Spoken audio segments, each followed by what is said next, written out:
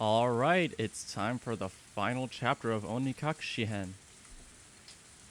I I don't remember, but hopefully I don't have to get as loud this time. Because my throat still kinda hurts from last time. Okie dokie, let's finish this.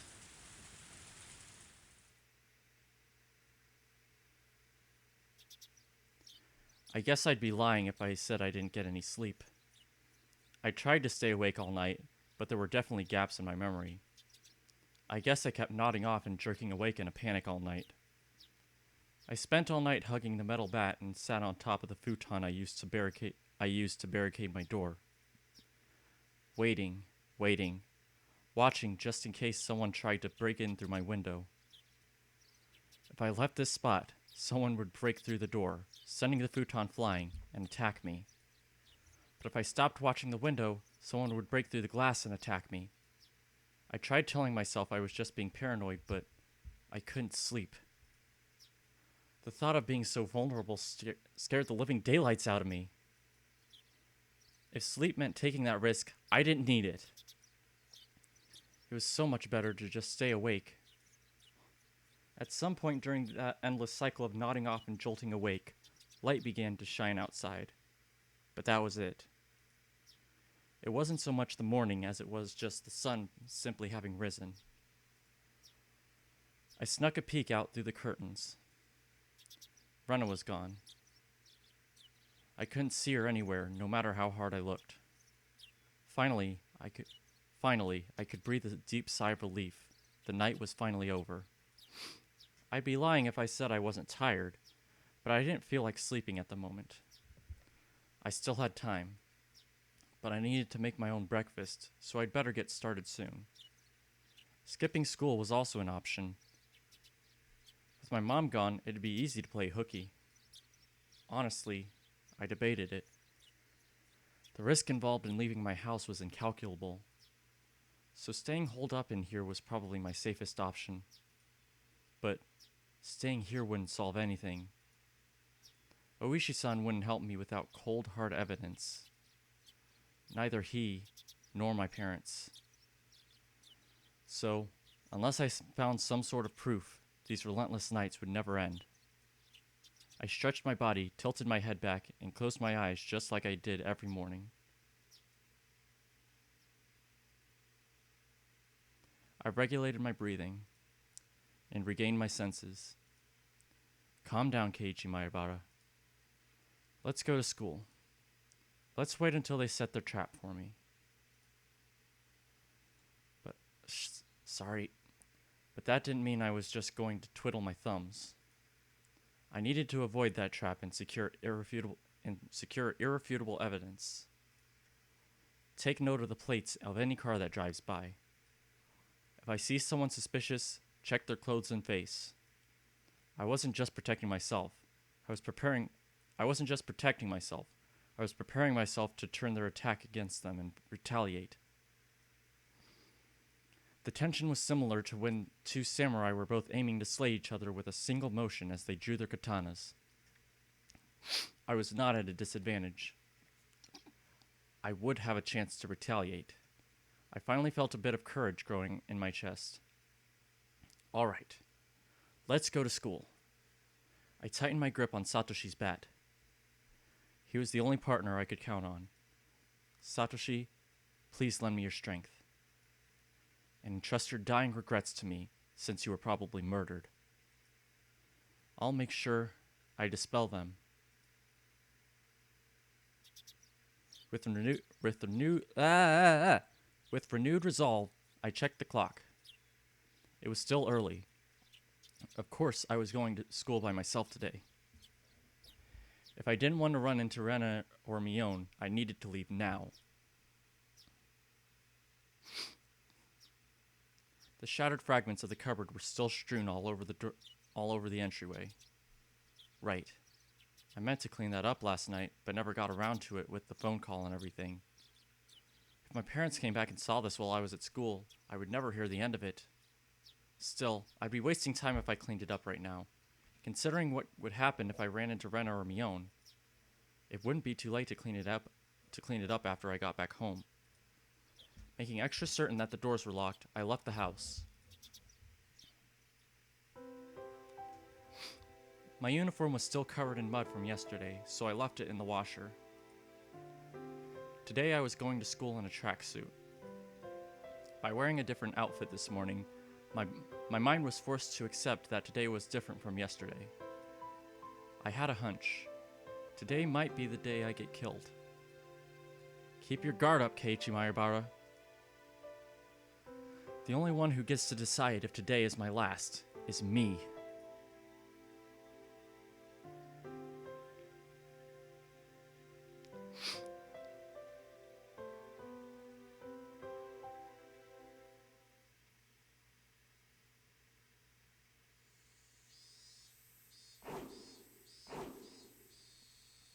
I spent the morning practicing my swing like it was my natural routine. After a while, Rena arrived at school. Our eyes met, but we said nothing. Rena said nothing about last night, as if it never happened. But I could see that those events were real by the wounds carved into her fingers. I just heard her telling Satoko and the others that the bandages were from hurting herself in the kitchen. Though it wasn't like it bothered me. The details that Oishi-san shared about Rena's incident before her transfer played vividly in my mind. Now that I knew about it, I couldn't even dream of Rena as a cute, ideal girl. Kei-chan! 相変わらず甲子園一直線だね。 It was Mion. I had already sensed her approach, so I wasn't that surprised. ミオンか。分かってるなら放っておいてくれよ。俺は甲子園で忙しいんだ。I gave her a curt reply without my usual jokes. Then I gave the bat an even larger swing, tacitly keeping Mion from getting any closer. ケイちゃんさ、ちょっと休憩。 I think Mion got the message, but she still urged me to give it a rest. ホームルームまであとちょっとだろ。もう一汗かかせてくれよ。I swung the bat even harder as a sign of my refusal. ケイちゃんって野球好きだったっけ？最近好きになった。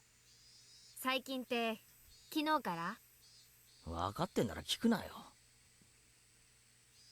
あれまあ、スポーツマンにしては爽やかじゃないお返事だことで。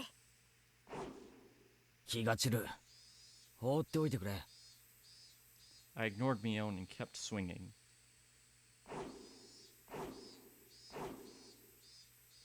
Normally she'd get mad or bored and leave if someone gave her the cold shoulder like this. But Mion just stood there, waiting patiently for me to stop swinging. I didn't sense any hostility, but we were at school, in plain view. I doubt she'd suddenly attack me here. Or was that too naive? Still, I was starting to get tired. Maybe it wouldn't be so bad to take a break and hear her out. 何か用なんだろう。なんだよ。Sweat poured from me as I stopped swinging. I noticed my shoulders were heaving as I breathed. I cursed my lack of exercise. At this rate, I might not be able to move as needed when the time came. I should probably keep practicing my swings to build stamina in addition to the excuse for carrying the bat around with me. Ugh. 用ってわけでもないけどさ。お疲れのようなら後にするけど。今でいい。I'm only dealing with you right now because I judged the situation to be safe. Talking to you alone and away from others, that's out of the question. さ。Mion was uncharacteristically trying to choose her words. But unlike Oishi-san, it didn't look like she was going to talk about something I'd rather not hear. Mion was puzzled, trying to find the right thing to say. But then she gave me a hearty laugh to break herself out of that mire. おじさんダメだわ、こういうの。ボキャ品はつらいわ。なんだよ突然。言いたいことがあるならはっきりと言えよ。やめてよ、素振り。She cut straight to the point. Her request was so frank, I didn't understand it for a moment. I had already stopped swinging to listen to her, hadn't I? ちゃんとやめてるだろ。じゃなくて今日で終わりにしてほしいの。悪いけど。 It took me some time to understand what she was asking for. What's wrong with swinging a bat? なんでだよ。余計なお世話だよ。別に誰にも迷惑かけてないだろ。かけてる。 Myeon said it flat out. This didn't make any sense, and that was really irritating. 俺がいつ誰に迷惑をかけたよ。Myeon was at a loss for words. But she finally made up her mind and spoke, though she stuttered as she said it. だってさ、ケイちゃん、それ人のバットだしさ、無断借用は悪いし。転校した生徒の忘れ物だろ。本人が取りに来るまで借りてるだけだよ。ああ、まあね、転校したし。 Myeon grew uncharacteristically flustered. That made it all too clear that his transfer was a lie. でも変わってるよな。兄貴だけ転校なんだろ。妹は転校しなかったんだろ。Myeon couldn't hide a reaction as my words shook her up. ケイちゃん、知ってたの？北条聡、聡子の兄貴だろ。去年鬼隠しにあって消えた。Unable to respond to that, Myeon fell silent. レナにも言われた。なんで素振りを始めたのかってな。サトシもやってたんだってな。素振り。それも失踪の直前に。これってさ、お社様のたたりに合う前兆ってわけなのか？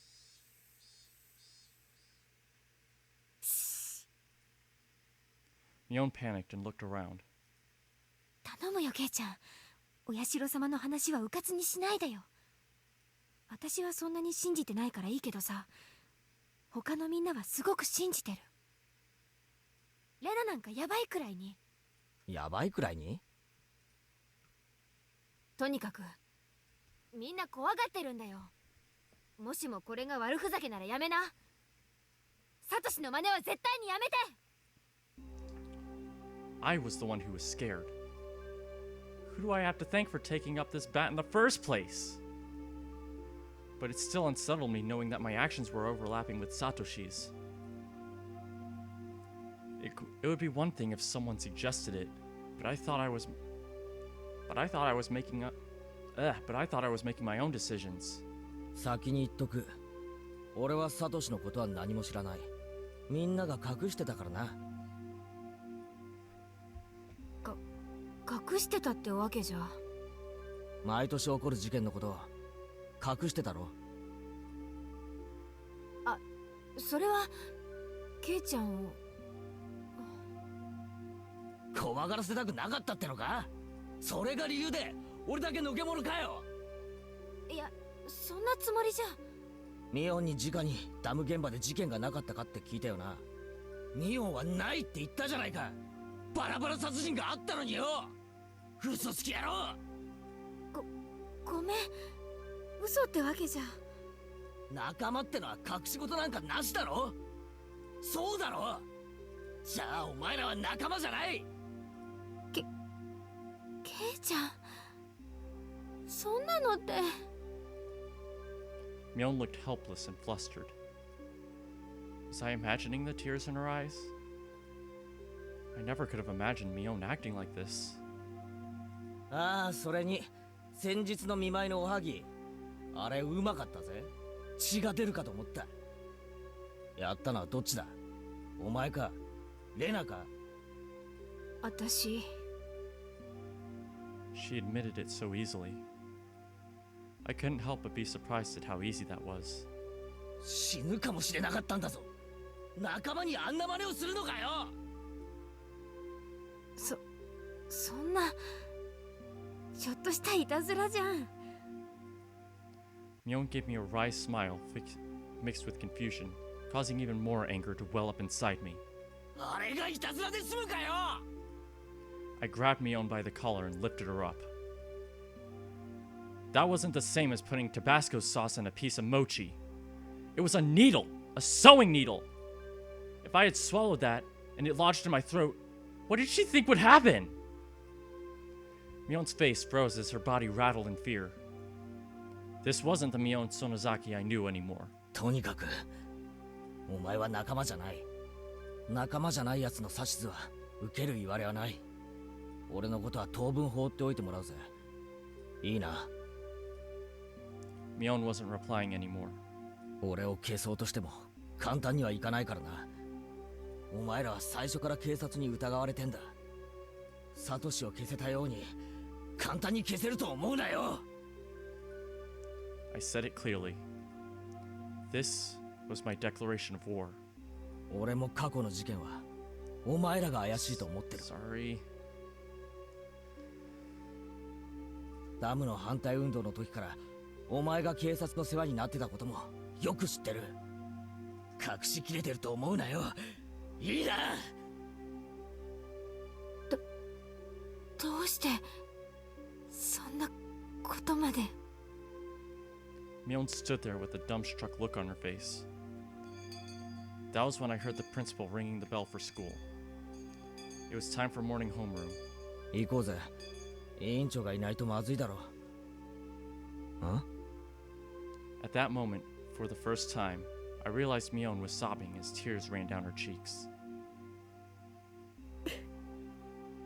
ひどいよ、ケイちゃん。I wanted to console her, but I shut my mouth. I had no need to feel guilty. 俺、行くぜ。ホームルーム遅れるなよ。I left Mion, still shaking, as I turned around to head for the entrance.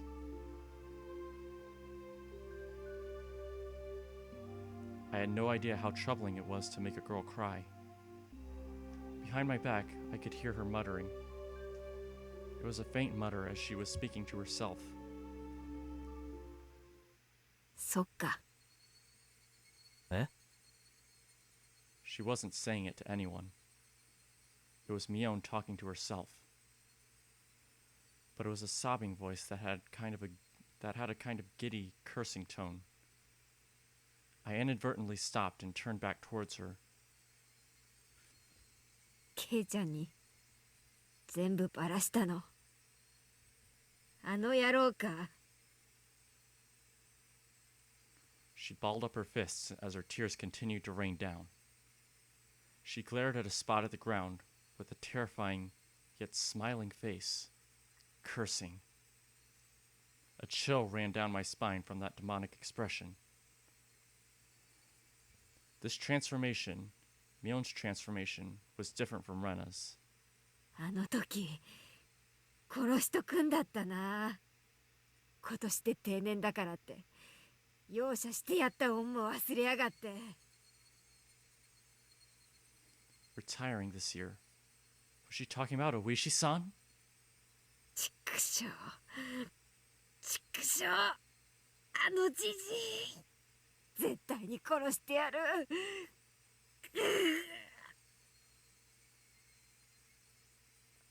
It felt like the air itself had begun distorting. With Mion at the center, the world had begun to twist and spiral. Bending. Whirling.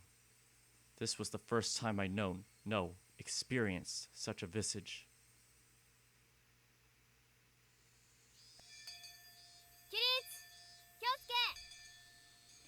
Mion made up an excuse for her red eyes by saying there was something wrong with her contacts. After that, neither Rena nor Mion spoke to me for the rest of the day. Neither Satoko nor Rika-chan looked me in the eye. Strangely, I didn't feel hurt. Everything had just went back to the way it was. The months since I transferred in had been almost too much fun. That was all. School was supposed to be something like this to begin with. I should have disliked that feeling, but today it felt oddly refreshing.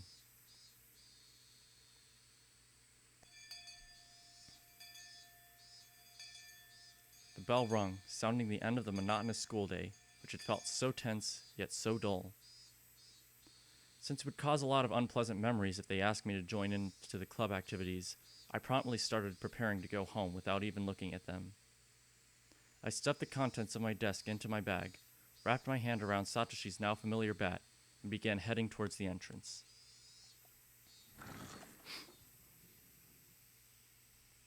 I was assailed by both the exhausting relief that nothing had happened today and the tiring possibility of the same thing repeating tomorrow. But deep down inside me, far beneath in the recesses of my heart, achingly, I knew this would be the last day of this cycle. I couldn't tell how the ending would be, whether it would end as I wished it to end, or if it would end as I hoped it wouldn't. Regardless, in my current state, there was something more important than how things would end. There was something I wanted to know. Why did I have to be killed? How did it come to this? Why? For what purpose? The sunlight was relentless. The sun, the heat, even the air. They wouldn't give me my answers. Or could it be that the cries of the Higurashi were desperately trying to tell me something? Somewhere, mixed in with their shrieks, Tomitake-san and Satoshi were also probably trying to tell me something. I simply haven't been able to realize it yet. When I do realize it, I wonder if I will be amongst the Higurashi fruitlessly crying to the next victim. Glancing down at my feet, I saw a Higurashi on its back, spasming weakly. There was still much of the summer left, yet this one was already chirping its last song. I couldn't tell what it was saying, no matter how hard I listened. But I had to try. I had to try to listen to what it was desperately trying to tell me.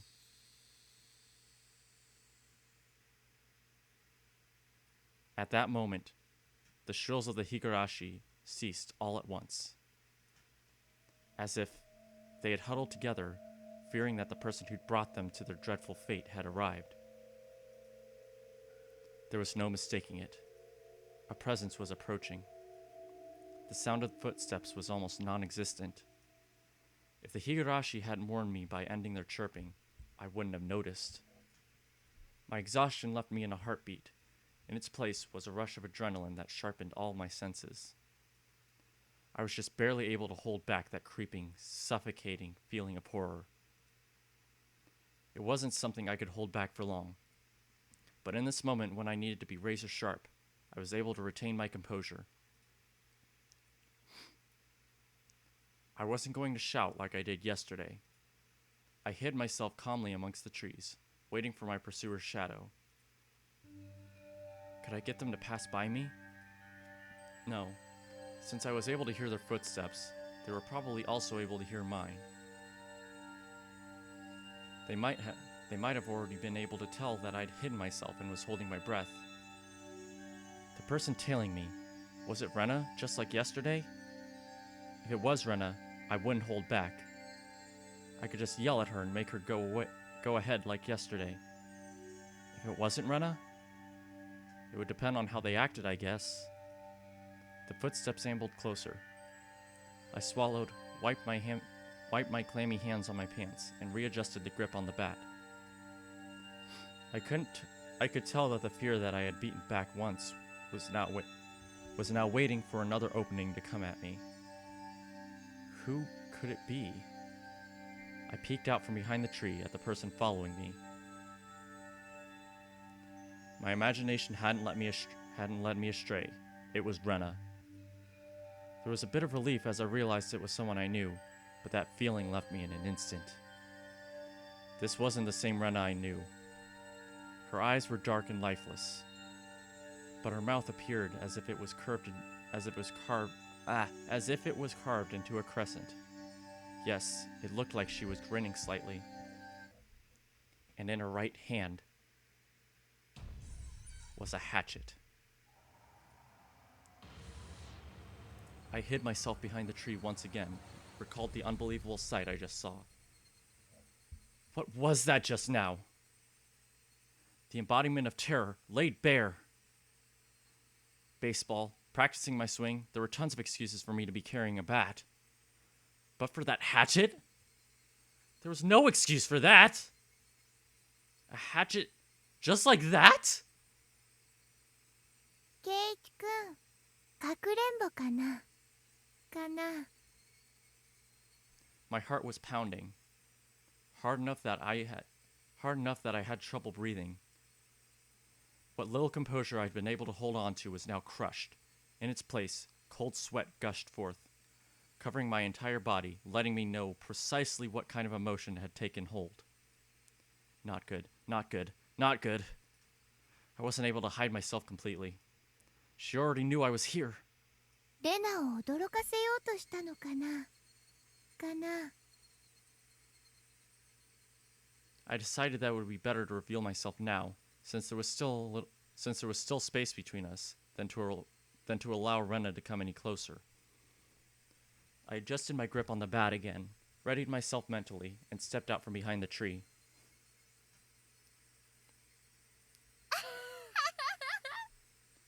ケイチくん、見つけた。 Rena was pleased that she found me, eliciting a mysterious giggle. Her mouth was smiling, but her eyes told me that she was displeased by the fact that I had been hiding. Those eyes, they were just so empty. My legs began to quiver. Ugh, not good. In the pit of my stomach, some sort of viscous hot and cold substance began spreading around. If I allowed it, that substance would slip into my bloodstream and undoubtedly freeze all the organs in my body. Not good, not good. I'll be devoured by Rena at this rate. Strike back! Don't lose! 何の用だよ。 I blustered, hiding behind my bravado. But Rena didn't flinch one bit. ケイチくんと同じ。帰り道だよ。じゃあそのナタは何だよ。じゃあケイチくんのそのバットは何なのかな。俺は素振りで。じゃあレナは宝探しなの。 Rena gave a flippant explanation as to why she had such a fearsome weapon. 宝探し？ダム現場の宝の山にね、また新しいかいいのを見つけたの。だからね、それを発掘するために必要なの。信じるかよ、そんなの。信じないよね。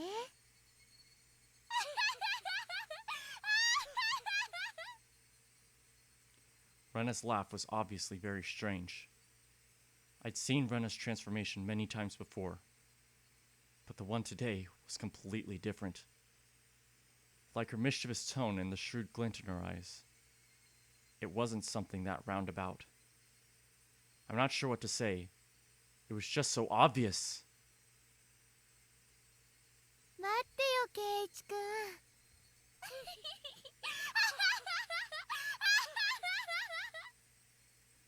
Rena didn't stop walking, even as she let out that eerie laugh. Whenever Rena got too close to me, I would scurry away and turn back towards her. The cycle repeated over and over. No matter how you looked at it, I was being chased by Rena and was trying to escape. ついてくるなよ。それはできない相談だよ。レナのうちもこっちだもん。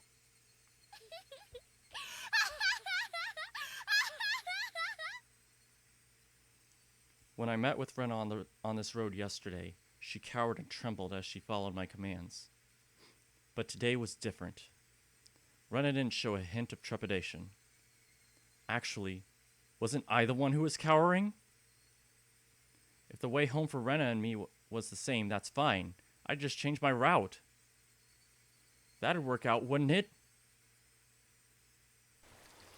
I turned onto a side street I'd never been down and knew little about. But Rena saw me do that. But Rena saw me do that and followed me while laughing. Why? Why? Aren't you going home? Then just go home down the street you normally do. Why? Why would you follow me down this weird little side road? Those thoughts screamed in my head, eventually spilling out of my mouth. どうしてついてくるんだよ。The tone of my voice was already tinged with terror. 圭一君とお話ししたいから圭一君もレナとお話ししたいんじゃないかな俺は何も話したいことなんかない。嘘だよね。相談したいこときっとあるはずだよ。ない。レナと話すことなんか何もないよ。嘘だよね。嘘じゃないよ。嘘だ。 Rena's scream echoed, startling some nearby birds into flight. I cringed in fear. The only other thing I could do was increase my pace. お話ししようよ圭一君。お話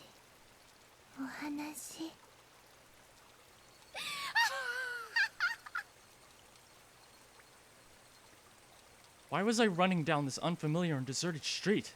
圭一君には悩んでることがあるんじゃないかな。ないよ。何も悩んでない。嘘だ。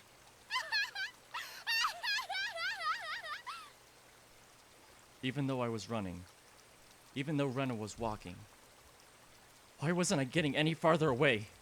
わかるよわかる。レナはわかるよ。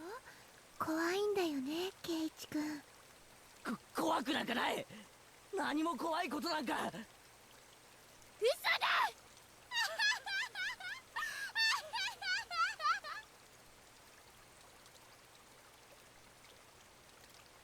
My breathing grew heavy, and it felt like my legs were giving out from beneath me.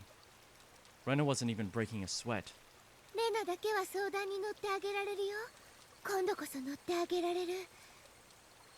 I had no idea what she was talking about or what exactly she wanted to do. 今度こそ相談に乗ってあげられる。サトシ君の時とは違うもの。 When she said Satoshi's name, I turned back for a moment.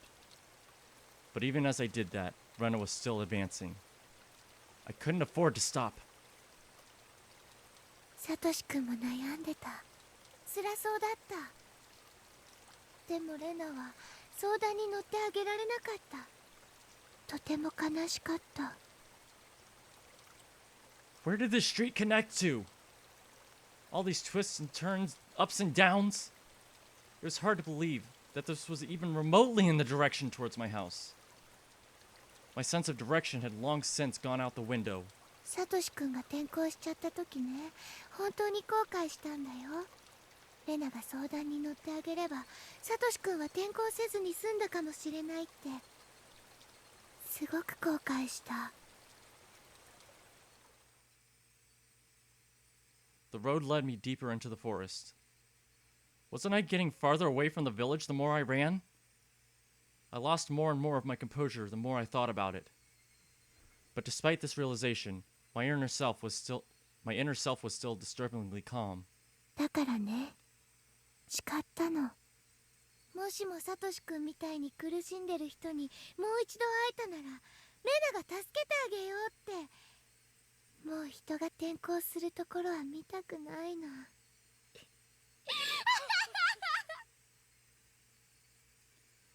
Damn it!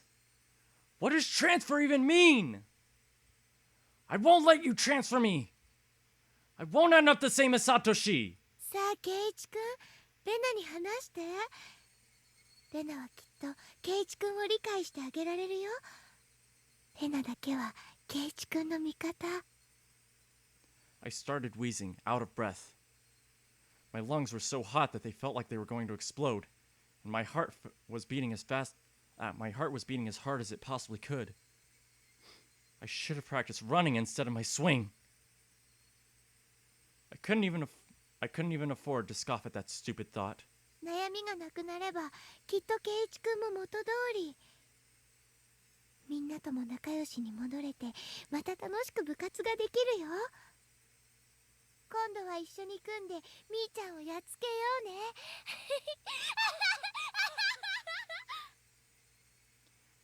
Yeah, how much fun would that be? How much fun that would be.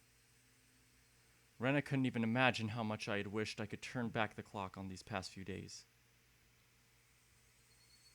レナともきっと仲良しに戻れるよ。 Sorry, I just heard something. I think I felt something like a chair being scooted downstairs. また一緒に宝探しに行きたいね。今度はお弁当も作っていくよ。なんなら今から宝探しでもいいよ。行こうよ、一緒にダム現場。見つけたばかりのかわいいのケイチくんにも見せてあげるね。きっとケイチくんも気に入るよ。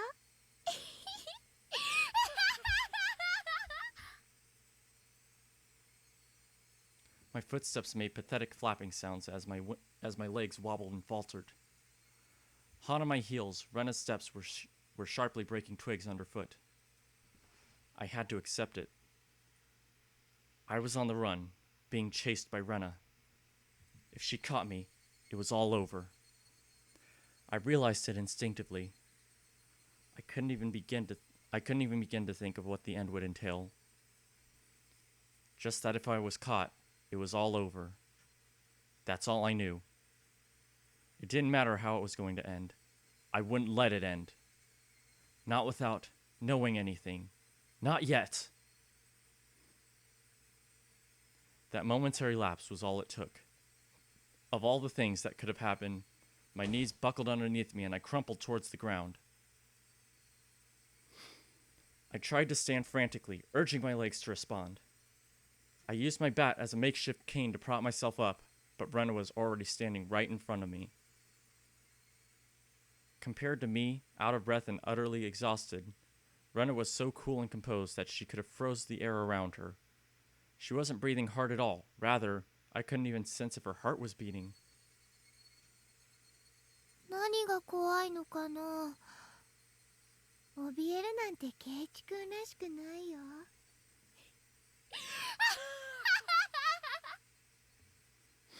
Her expression looked almost affectionate. Those soulless eyes, that mask of affection. As she admonished me for trembling, Rena's hands deftly slipped over her head. The blur of arms as they moved made me feel as if I was staring at the godliness of the thousand-armed Buddha. Then as both of her hands met above her head, the hatchet that she held came into focus. I stared up at it in disbelief. It was all I could do. 教えてくれ。サトシはどうなったんだよ。Rena stayed like that, with the hatchet raised above her head, and solemnly opened her mouth. It was as if she was expressing a farewell to a friend she was never to see again. That cruel scenario resided somewhere in her actions. 言ったよ。サトシくんは転校したの。その転校ってのをやめろよ。鬼隠しってことなんだろ。そうだろ。もう教えてくれたっていいだろ。サトシを消したのは誰だよ。レナかミオンか、それとも村の誰かが。答えろよ。I became frantic the more I screamed, but Rena did nothing but maintain the smile frozen on her face. ケイチくんが何を言ってるかわからないな。じゃあ分かるように言ってやる。連続開始事件の犯人は誰だ。ケイチくんは勘違いしてるよ。え？人間の犯人なんかいない。すべてはお社様が決めることだもの。お社様のたたりなんて迷信だろ。レナは信じてるってのか。信じるとか信じないとかじゃない。お社様はいるの。Rena's gaze grew even more gelid. The ferocity of her stare was so intense, not allowing me to question anything. お社様なんているわけが。ケイチくんは信じないの？お社様。信じられるはずないだろ。そんなのいるわけがない。いるよ、お社様。ケイチくんだって身近に感じてるはずだよ。そんなもの感じたことないよ。ケイチくんさ、誰かに謝られたことない？それもずっと。 All noise from the outside world disappeared. Only Rena's voice resounded, loudly and terribly. それはね、許してもらえるまでずっとついてくるの。学校へもお家へも枕元へも。 I couldn't understand what Rena was saying. レナのところへも来たんだよ、お社様。だからレナは転校してひなみ沢に帰ってきたの。 I don't understand. I don't understand. What does transfer even mean? What was Rena saying? 圭一くんのところにもお社様来てるんじゃない？きっと相談に乗れるのは私だけ。圭一くんを転校なんかさせないからね。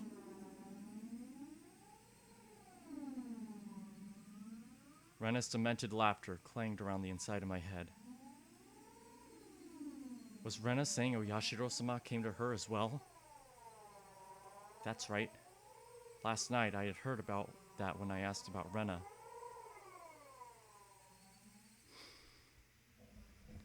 他言無用でお願いします。また内容には一部憶測も含まれているかもしれません。すべてが真実ではないかもしれないということです。よろしいですね。Oishi-san began speaking. 被害者も学校も告訴していないので調書がないのです。つまり警察が関与してないわけなんですよ。ですから詳細は関係者からの聞き取りのみなのです。つまり信憑性が高くない。被害者って言いましたか？レナはガラスを割っただけじゃないんですか？いえ、男子生徒が3人ほどリュウグウレナに殴られています。金属バットでです。2人はあざで済みましたが、1人は片目に後遺症を残すほどの大怪我をしたそうです。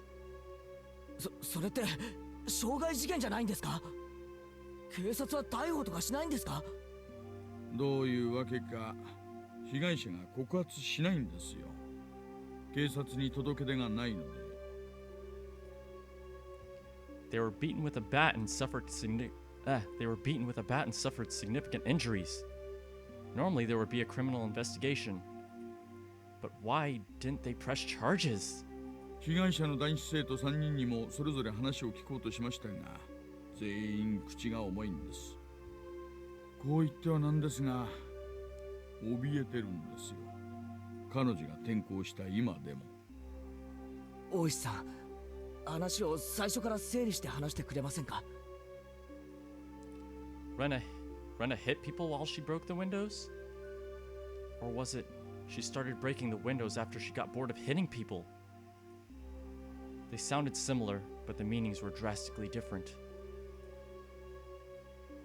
某月某日、リュウグウレナは親しい男子生徒3人と一緒にプール倉庫のあたりで話をしていました。その3人って何者ですか？個人名は伏せますが、3人ともリュウグウレナととても親しい仲良しグループだったそうです。彼女はこう言ってんだったんですな。So it wasn't that strange that the four of them were together.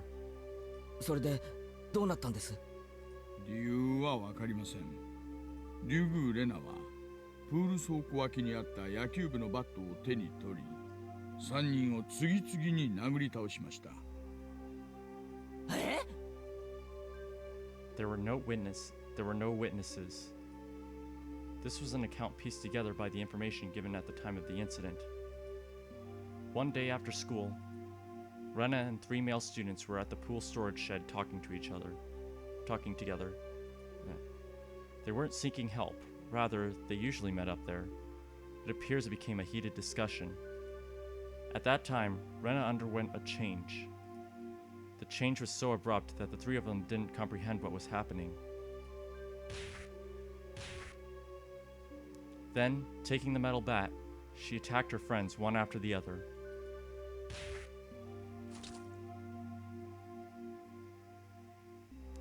Leaving her friends covered in blood with gashes on their heads, she made her way towards the school building.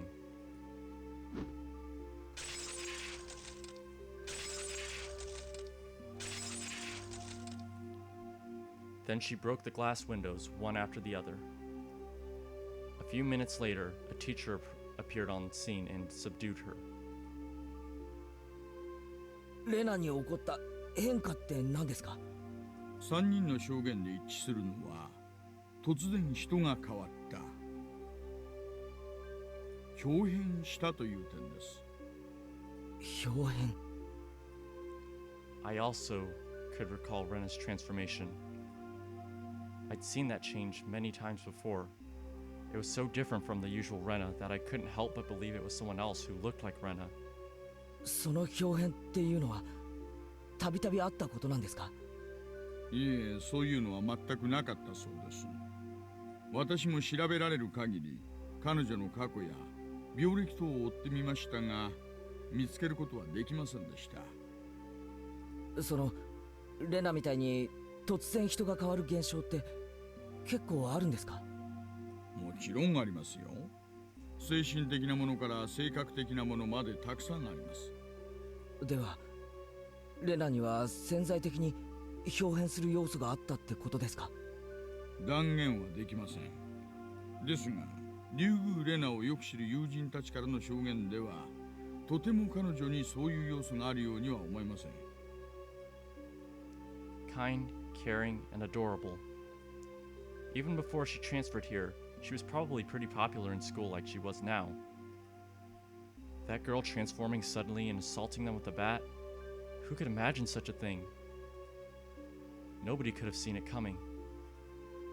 I myself sometimes believed that I was mistaken for thinking that was Rena. Even now. そしてどうなったんですか？学校の正面が病院でしたので、3人はすぐに病院に担ぎ込まれ、手当てを受けました。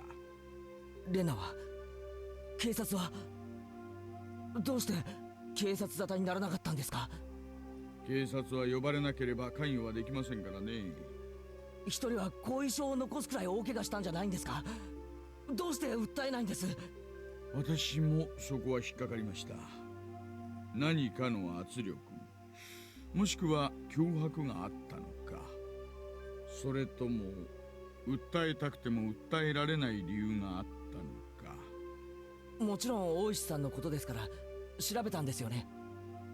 ねえ、まあ。ですが、初めに言いましたよね。被害者たちの口がとにかく重いのです。触れたがらないというか、関わりたくないというか。Reluctant to talk. Didn't want to touch it. Didn't want to be involved. It resembled the villagers here and Oyashiro-sama's curse. 学校の先生とかからは何も聞けなかったんですか？学校は聖域なんですよ。隠蔽体質とでも言いますか。私も捜査令状を取ってませんから弱いんですよね。じゃあ学校側はノーコメント？いえ、事件の存在自体を否定しました。ですが某日、間違いなく病院に3人の男子生徒が打撲で担ぎ込まれたのは事実なんです。病院にその記録が残ってますので。被害者は語らず学校は否定する。何もわからないじゃないですか。ねえ、その事件があったという事実以上のことは何もわかりません。被害者たちもこの事件が公になることを望んでいませんので、私と前原さん、私たち2人が忘れれば事件はそのまま闇に消えるでしょうな。For a brief period, we sat in silence. At first glance, it looked like a simple assault case. But that was just the tip of the iceberg. The depths were obscured by roiling waves, sinking quietly into the void, as if it never existed to begin with. その後、学校を謹慎で休学します。そしてその間、神経科医のカウンセリングを受けました。その医者からは何か聞けたんですか？これがまた職業倫理のしっかりした尊敬すべき方でしてね。口が固いんですよ。もうとにかく。警察手帳を見せてもダメなんですか？書面で申請しろと言われました。手帳自体に法的拘束力は何もありませんからね。じゃあ大石さんはどうやってレナがお社様のことを告白したことを知ったんですか？一部を聞いてた看護師さんがいましてね。この方は手帳を見せただけで協力してくださいました。それでなんと？ Turns out that the nurse hadn't heard everything. Apparently, all that she remembered was what she overheard from inside the room. 看護師さんが言うには、その時の竜宮レナはとても淡々としていて落ち着いていたそうです。It was more like she was confessing her sins at church than a counseling session. She spoke with her mother there for some of it, but partway through, her mother was asked to leave, so it became a private counseling session between just the doctor and Rena for a while. 例のお社様の話はどこで出てきたんですか？途中です。その名前を突然叫んだのです。だから看護師さんもびっくりして聞き耳を立てたのです。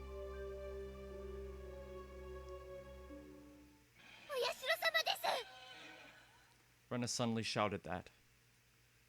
I had no idea what was said before that, so I had no idea what the meaning behind it could have been. The doctor calmly and collectedly asked Rena to have a seat. そのお社様というのは何ですか？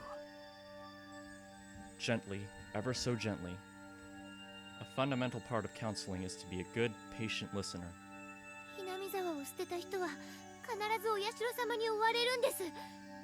そしてとうとう私のところにも来たんです。竜宮さんが今のお家に引っ越される前に住んでいた町ですね。私は引っ越したくなかったけど、お母さんとお父さんの都合で仕方なく引っ越しました。でもお社様は許してくれなかったんです。竜宮さんはきっとひなみ沢にもお友達がたくさんいたんでしょうね。今でも懐かしいんじゃないですか？帰りたい。ひなみ沢に帰りたい。帰りたいんじゃない。帰らなきゃいけない。本当はもっと早くに帰らなきゃいけなかった。でももうダメ。お社様が来てしまった。お社様というのはそのひなみ沢の神様なんですね。誰でも知ってるひなみ沢の守り神様なんです。それでひなみ沢を捨てて出て行こうとすると罰を当てるんです。竜宮さんが引っ越しをされたのはもうずいぶん前ですよね。では今になってその神様がやってきたと。信じないでしょうけど、お社様はいるんです。 That nurse was then asked by another nurse to do something and left the room. That was all she remembered. お社様がか。確かにひなみ沢にはそういう迷信があります。里を捨てて出ていくとお社様の罰が当たるという。この辺りは前原さんもすでにご存知ですよね。I knew very well what those scorned by the village incurred. To hinder the dam construction project, they cursed the construction foreman to his death. Then the following year, Sachiko's parents, supporters and leading Then the following year, Satoko's parents, supporters and leading advocates for the dam, were cursed to their death. But this was the first time I've heard of the curse incurred by leaving the village. 初耳です。村の外敵がたたられるのはわかりますが、どうして出ていく村人まで？普通出ていくものはたたられないものじゃないんですか？ I know it's a bit strange to say it, but I could see it as a rule that the people who come in are the ones who would be cursed. Far from Jupiter, far from his thunder, curses weren't something to chase people after that. Curses weren't something to chase after people that leave, were they? Oishi-san pondered for a bit on the other end of the receiver, then began speaking again. ひなみ沢が大昔鬼ヶ淵と呼ばれていたという話はしましたよね。I recalled hearing that. Long ago, Hinamizawa was feared and respected as the village of ogres. 麓の村人たちは鬼たちを崇めていました。で、鬼ヶ淵は神聖な土地なので絶対に不可侵。むやみに立ち入るとお社様のたたりがあるとされてきたんです。Those who set foot in Onikakushi, in other words, Hinamizawa, would be cursed. I could understand that. それはわかります。でも出ていくのまでダメってのは。鬼たちもまたですね。属性に出ていかないようお社様に厳しく見張られていたんだとか。つまりお社様っていうのは属性と鬼ヶ淵の交流を禁じていたんでしょうな。I see. I finally understood what sort of thing Oyashiro-sama was. つまりお社様ってのは守り神ってよりも監視者なんですね。この地を外界から隔離しようとする。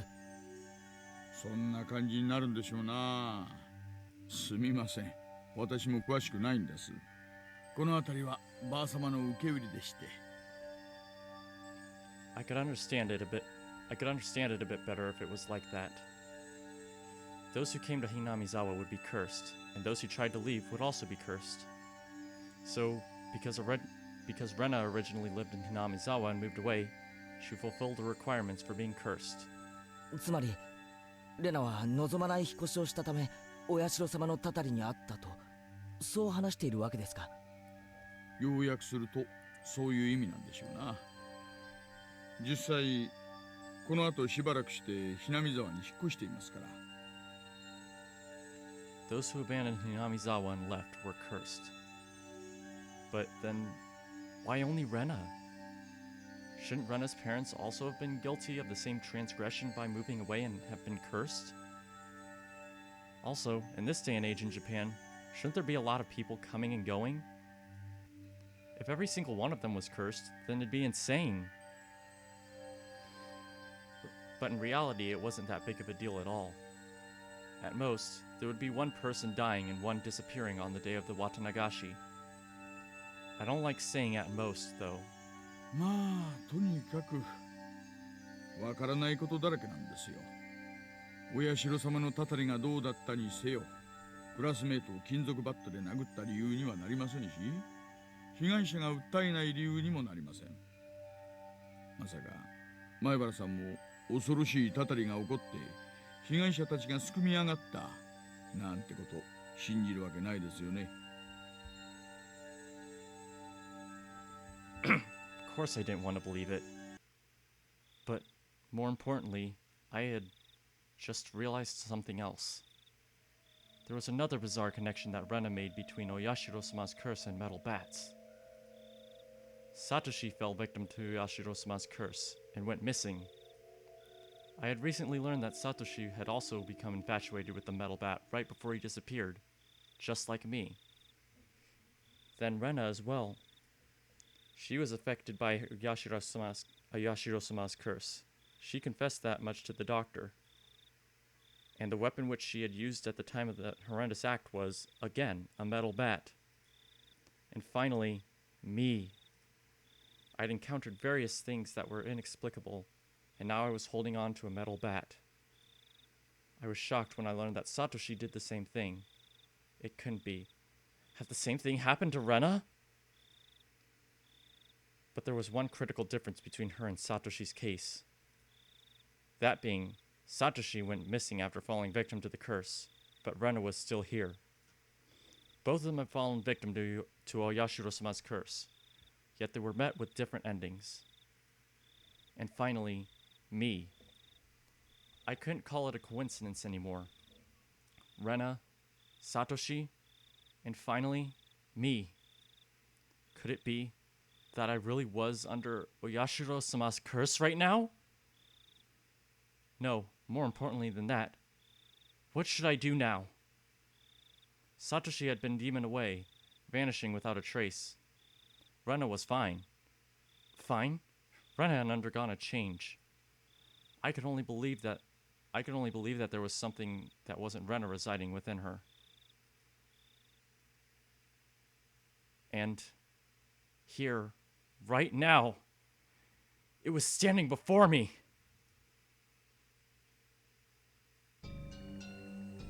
レナ、教えてくれ。俺はどうなるんだよ。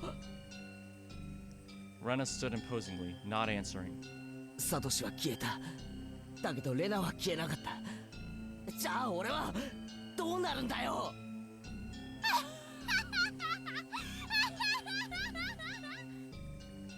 I had never heard such an unpleasant laugh before. It had become akin to the sound of her breathing. It was no longer a voice or an expression of feeling. 大丈夫だよ。レナが助けてあげるから。 Rena took one step forward, still holding the hatchet high above her head. さあ、 One step closer. Rena's face spread out to fill my vision. 話して。 One step closer. Rena's nose was close enough to touch mine, and was still pushing closer. 話したいことがあるんだよね。レナが聞いてあげる。助けてあげるから。ね。話してね。話してね。 I slumped down, landing squarely on my butt. It wasn't for some pathetic reason. It was all I could do to get as far away from Rena.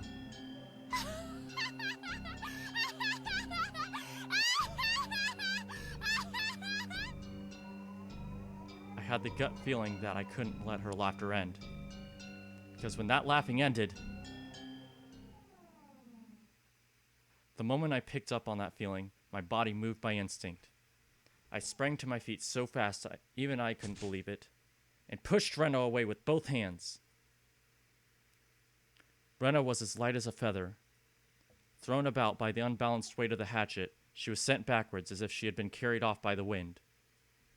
After confirming that out of the corner of my eye, I dashed off at full speed. I was the perfect picture of fleeing like a greased pig. Get away from Rena. Run away. Survive! I couldn't think of anything other than this.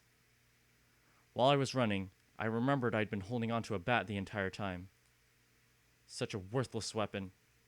I couldn't believe I'd forgotten about this weapon at such an important time. I sped even farther down the winding path. I didn't even feel myself gasping for breath or my legs getting heavy. My body understood it as well. If I didn't run away from here, I wouldn't live. I could hear the laughter of that simulacrum of Rena coming from behind me. It rang through the trees and in my head, and slowly chiseled away at my sanity. The grove of trees thinned out, my field of vision suddenly expanding. Where was this? For a moment, I was bewildered by the scenery I felt I knew, but couldn't quite remember. I quickly realized it was the dam site. The fact that I dashed madly and ended up in a place like this gave me a bad feeling, like I was following someone's scripted plot. I had a good view of my surroundings, but I didn't see a single soul here. This was a terrible spot for someone on the run, but there was no better place for an attacker. My heart was already on the verge of bursting. The muscles in my legs were screaming, but I didn't care. If I stopped here, then they might not even be able to scream. Then they might not even be able to scream for much longer. Even still, I glanced back, looking for an excuse to rest. Rena wasn't there. Instead, I saw two villagers walking around. I breathed a sigh of relief that it wasn't Rena, but a third party. Except the voice inside me rang the alarm once again. Villagers walking around weren't suspicious in and of themselves, but it bothered me. They both wore rough-looking clothes. empty-handed, they definitely gave the impression that they were just out for a walk. But at this time of day, 2 adults wandering around without a purpose, it was enough to raise questions. But more than anything else, those eyes. They weren't chit-chatting while walking. They were both silent, heading forward, looking in my direction. Was I at the end of my rope and had finally started imagining things? I should run away. That was probably the best choice. If they weren't involved, I'd lose them easily by running. If they were part of the group after me, then they would come running after me. Either way, unless I hurried up, Renda would catch up with me. That's right, I was going to run! Deciding that, the moment I began to turn tail, both of them rushed towards me as if they knew exactly what I was thinking. Somewhere inside me, I had jumped to the conclusion that Rena was the only thing I needed to be afraid of. I made the assumption that I didn't need to fear anything else. But right now, I realized just how blatantly wrong I was. Suddenly, the story Oishi-san told me about the demons all leaving the village to hunt prey floated through the back of my mind. I could tell they were both coming after me without even turning around because of their frenetic footsteps. It was frightening being unable to shake Rena off as she slowly closed in on me. But this didn't even compare. Being pursued with such violent ferocity, this straightforward horror was unparalleled. One of the pursuers' arms grazed my shoulder. Now it wasn't just their frenzied footsteps, but also the distant sound of their breathing that I could hear. No, I could practically feel them breathing on me. They were already right behind me. Calm down, Keiichi Maebara. Still running at full tilt, I felt the surrounding area go still. No, it felt like time itself had stopped. I turned my head back slightly in that frozen world, realizing how close my pursuers had gotten to me. I couldn't win against the legs of an adult. In less than the time it would take me to blink twice, when this frozen time began moving again, they'd be right on top of me. On top of me. And then... Don't think about that, Keiichi. First, realize that you won't be able to shake them off like this. If the fact that you can't get away was a given, then you need to make a decision. Go with the right leg or the left. You just need to decide which one. Let's go with the left. The moment I decided that, the temporal singularity burst into pieces. Right. Left! I swung the bat in a wide arc with my right arm. Using that inertia, I stopped and suddenly spun. No! The two of them were clearly startled. Momentarily losing sight of me, both of their outstretched arms, ready to grab me, instead grasped at empty space. The man on the right, I applaud him for being able to figure it out, spun around to the spot I shouldn't have been, and faced me in astonishment. But it was too late. I didn't even need to swing my bat. All I needed to do was extend my arms as I turned around. It was by no means a heavy blow, but it seemed like it had enough power behind it to knock him off his feet. But just knocking him down wasn't enough to scare him away. He got back up in no time. Both of them took a fighting stance and were ready to face me. This made me certain that they weren't just two people out for a walk. They were clearly after me. It felt much easier than dealing with Rena. Just by not recognizing their faces, by not knowing them, it made things easier. I smiled wryly on the inside. 俺に何か用かよ。次は眉間にお見舞いするぞ、この野郎。 It's fine if it was just a bluff. By barking out at them, I was able to fire myself up. They didn't respond. They spread out to either side of me with unbelievably calm expressions on their faces. One of them would grab onto my bat and the other would hold me down. Was that their plan? Taking on both of them at once would be impossible. Hot sweat poured from every pore in my body. then I'd just have to settle it with the first move. I'd step in and strike the first one down. Narrowing my target down to the man on the right, who had already been knocked down before, I stepped in and swung with all my might. There was no way for an unarmed person to guard against. Excuse me, sorry. Sorry, my body's just saying no for some reason. There was no way for an unarmed person to guard against it. It would cause immense damage. If they blocked it with their arm, their bone would snap like a twig. If they turned their back to it, then it was possible that the blow would travel all the way to their vital organs. It looked like he was aware of this. He pushed farther through the kill zone between us and delivered a fist right into my gut. Not good. With this distance, in this position, and in this state, there was no way for me to dodge it. The world flipped upside down. I understood that I was being tossed around like a rag doll. I landed on the soft earth without a sound, feeling the grainy soil press up against my face. It didn't hurt at all. But the moment I thought that, I suddenly felt pain coming from the abrasions on my skin, as well as the contents of my stomach being forced upwards, flooding my mouth with a bitter sensation. I knew very well that I didn't have the time to relish this experience. I stood up as quickly as I could, but at that moment, the other man was already barreling towards me. Being able to comprehend calmly that I simply couldn't dodge it made it all the more upsetting.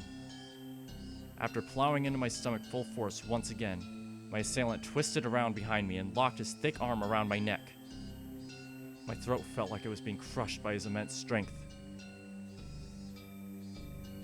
I couldn't even contemplate that I was being strangled, or that I was about to go unconscious. My vision simply darkened, and a silent whining noise began playing deep inside my mind. It took everything I had to keep myself from blacking out. While this was happening, the other man was more than likely standing in front of me. I wasn't able to open my eyes, but I could feel that he was there. There was nothing I could do now. Unable to shake this arm off me, I couldn't run. I couldn't fight back. Dire straits. I couldn't even come up with a phrase that adequately described my situation.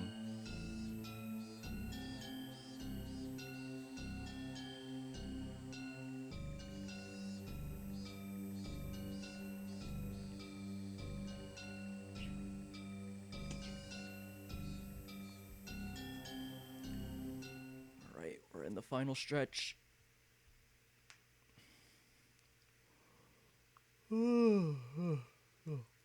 Sorry.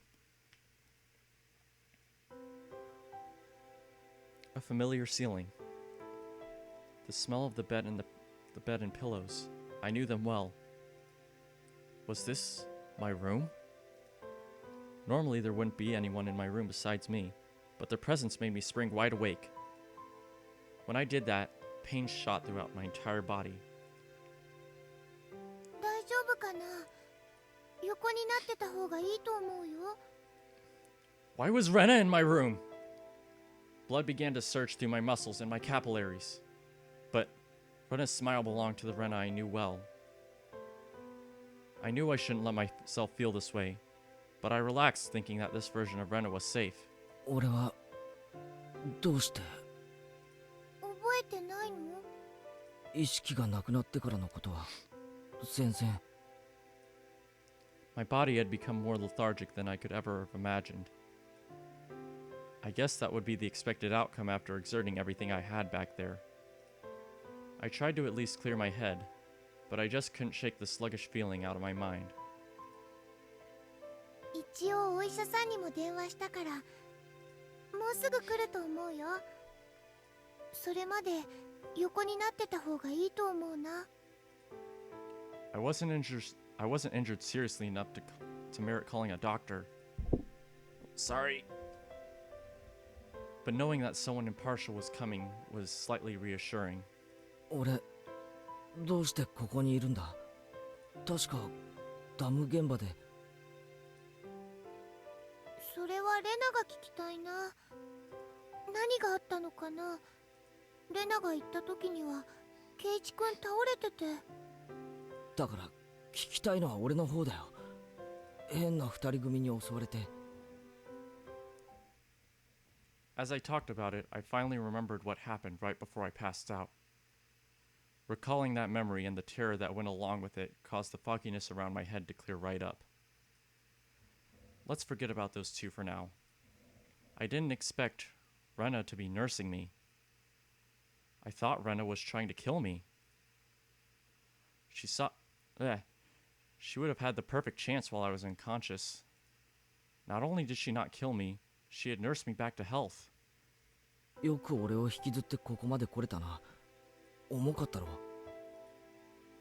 Looking at Rena's delicate frame, it was hard to believe that she had not only gotten me back home, but even dragged me all the way up to the second floor. Did she have some help? ケイチ君、覚えてないの？ Rena appeared a bit surprised, but still kept her smile. レナはケイチ君に肩を貸しただけだよ。大丈夫、自分で歩けるってケイチ君が。覚えてない？ I didn't remember. My memory was fuzzy after the point where I lost consciousness. 二人組はどうした？レナが来た時、俺と一緒に、あるいはそばに二人組の男が。いなかったよ。She said it bluntly. The way she stated it felt slightly unpleasant. I was just too timid at that time. I might have been able to force some answers out of Rena, but if I did that, then this kind Rena might transform into the scary Rena who I didn't know. Fearing that, I didn't press any further. Thinking about it, it was the obvious choice. If both of those men were there, I don't think Rena would ever have stood a chance. I couldn't find a way to explain it unless I assumed she brought me here after those two were already gone. Rena was still smiling. Her eyes sparkled warmly. Yet, I felt like I was hallucinating when I saw something akin to a shadow slowly creeping across her face. That small omen sent shivers down my spine. While Rena was still Rena, I needed to make contact. I needed to contact Oishi-san. Rena stopped me when I tried to get out of bed. She said it would aggravate my wounds, so I should sleep. トイレに行きたいんだけどな。ごめん。 Rena couldn't say anything else. While Rena stayed in the room, I quickly went downstairs to get the phone receiver in the living room. When I approached the front door, the doorbell rang. It must have been the doctor Rena had called. It was strange for a patient to welcome in the doctor who was making a house call, but it would be incredibly reassuring to have him here for the considerable time it would take Oishi-san to get here. I carelessly opened the door with that simple assumption, and regretted it almost instantly. ミオン。あれ？元気そうだね。倒れてたって言うから様子見に来たんだけど。なんで俺が倒れてたって知ってるんだよ。レナが電話してきたから。他に理由が必要？ I understood why she would call a doctor, but why Mion too? Rena was descending the stairs behind me. レナ、ケイちゃん大丈夫そうだよ。たく、心配して損した。そうだね。レナも心配して損したかな。They both began laughing. It appeared to be cheerful laughter, but I couldn't shake the feeling that there was a darkness looming over them. うわ、何この下駄箱。どうしてたの？ The shoe rack that I'd smashed to pieces had been like that since yesterday. 転んでさ、その拍子に持ってたバットで叩いちゃったんだよ。持ち慣れないもん振り回してるからこういうことになるんだよ。I kept the fact that it was none of her business to myself. でもこれじゃおばさまたちが帰ってきたらびっくりしちゃうね。後でレナが片付けておくね。さあケイちゃん。重病人なんだからちゃんと寝てないとダメだよ。さあさあ、お布団に戻った。 Both of them urged me up the stairs. I had no chance to call Oishi-san. I was pushed into my bed. As it was the first time Mion had been in my room, she began searching around it intently. She fiddled around my room and was scolded by Rena. You can imagine how it went. It was uncomfortable having my room poked around, but the conversation was so benign that it was heartwarming. During that innocent conversation, Mion said something as though it was perfectly ordinary. レナ、監督には電話した？うん、みーちゃんに電話した後すぐにね。すぐ来るって言ってたよ。Director? That out-of-place word gave me a bad feeling. Rena called a doctor, then called Mion, and after that, she called a director? Who was this director? Since Rena and Mion's conversation was so peaceful, it only felt slightly odd. 二人とも何の話をしてるんだよ。監督ってなんだよ。ケイちゃん知んないの？監督って言ったら監督だよ。映画の監督とか工事現場の監督とか。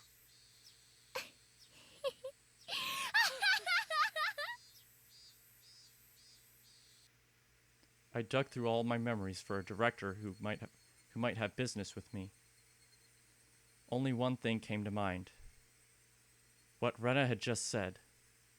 The construction site foreman. The very first victim of the first incident. The dismemberment at the damn construction site. The foreman? But that was strange. He was supposed to be dead. There was no way they could call him. お前らが何の話をしてるのかわからないよ。その監督が俺と何か関係あるのか？来るって言ったけど、うちに来るのか？ I asked one obvious question after another, but all the two of them did was smile coolly at each other. There was a huge difference between how the two of them appeared and how my suspicions were playing out. Slowly, I felt discomfort and panic welling up inside me. I couldn't understand what Rena and Mion were talking about. ケイちゃん、最近は野球に凝ってるんだよね。監督、それ聞いたら喜ぶと思うな。だから監督って誰だよ。監督は監督さんだよ。だから監督って誰だよ。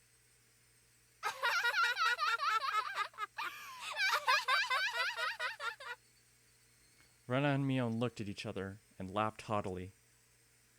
That disturbing cackle unpleasantly resounded around me.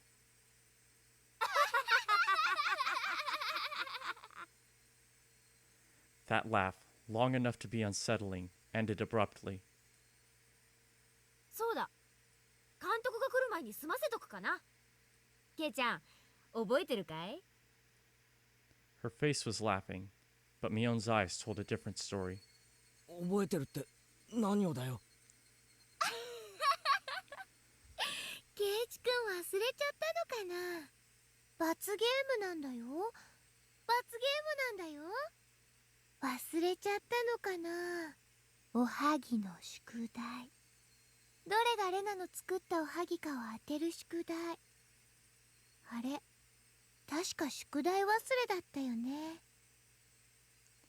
I certainly did have that homework. But I had thrown away the rest of the mochi after I found that sewing needle. So I wasn't able to answer which one Rena made. The penalty for that? Why now?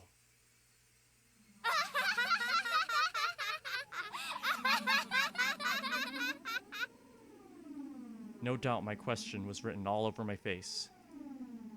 Their answer to my question was that dry laughter. I could no longer make heads or tails of anything. I began to think that this entire day was somehow insane. Strange. Incomprehensible. Being chased by Rena. Attacked by strange men. The penalty Mion and Rena were talking about.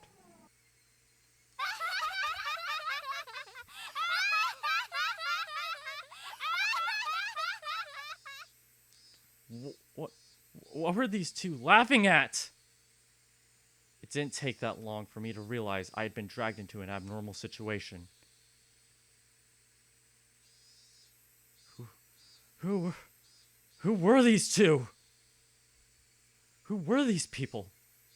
Who were these doppelgangers of Rena and Mion? Rena had gotten behind me at some point. Why was she pinning my arms behind my back? 何の真似だよ。動かないでね。罰ゲームだから。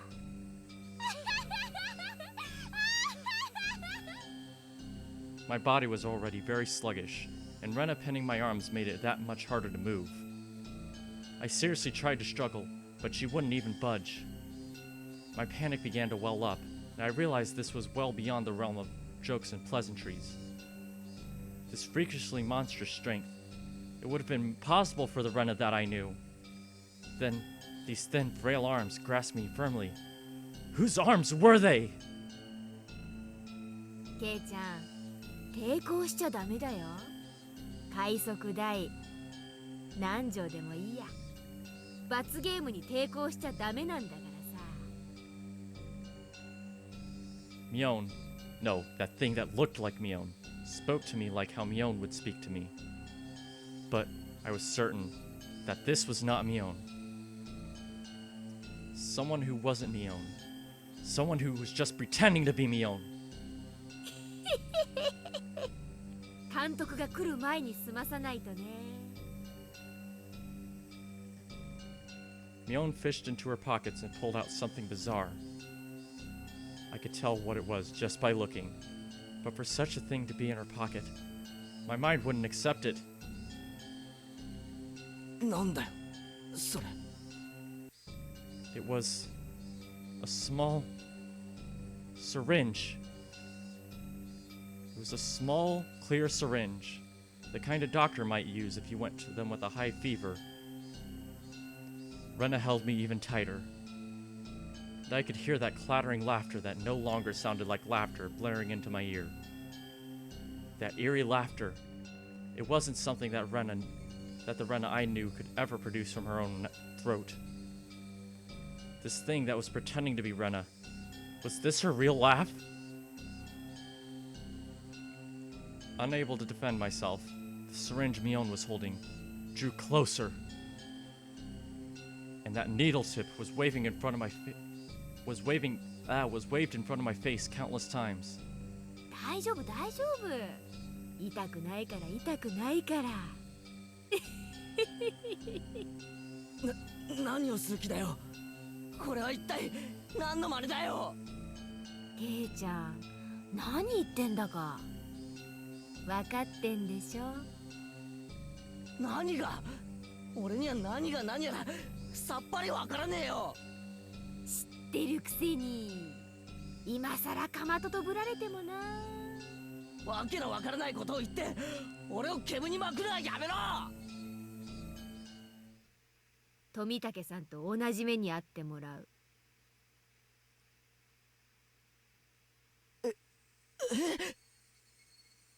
The same as Tomitake-san? I didn't really understand what she meant. What did that have to do with this syringe? ケイチ君、とぼけてるね。うすうすは気づいてたくせに。Rena whispered into my ear, laughing as if to admonish me. But even the way she spoke was repulsive beyond compare. Playing dumb? Me? About what? What do you mean, the same as Tomitake-san? みんな初めはひき逃げされたものだと思っていました。ですが、意識を確かめるために近づいた警官はすぐに異常に気づきました。喉がね。ナイフとか？爪でした。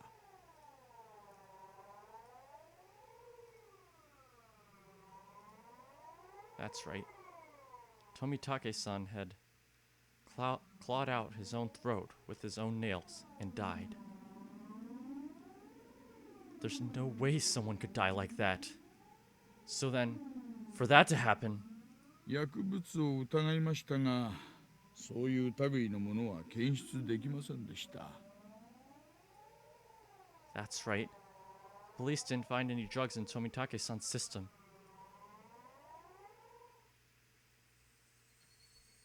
警察は富武さんの遺体から薬物は検出できなかったって言ったぞ。 The two of them laughed together with that sickening laughter.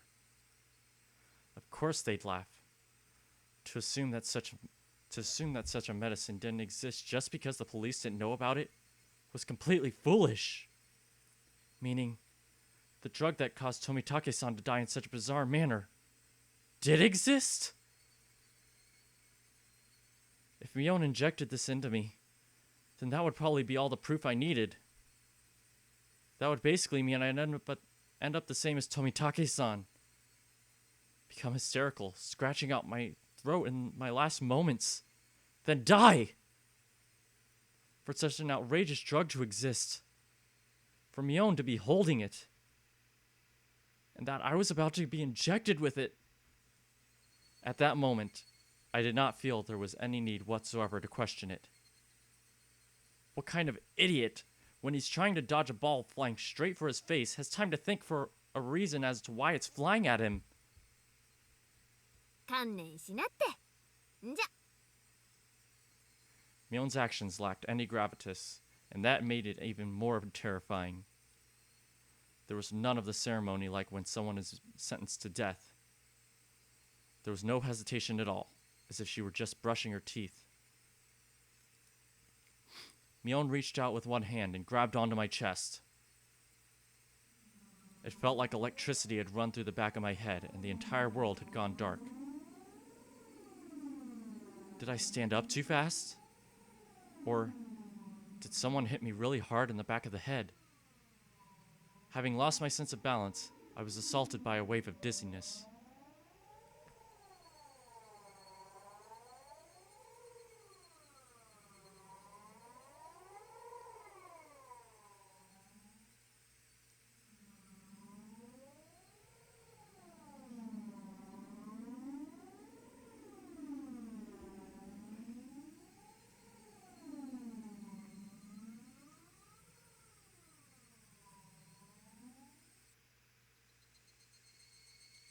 I squatted down for a bit. When I came back to my senses, my entire room had changed drastically. The numbness in my head was gone, and slowly, I could tell blood was flowing to my extremities again. How long had I been squatting here? How many minutes?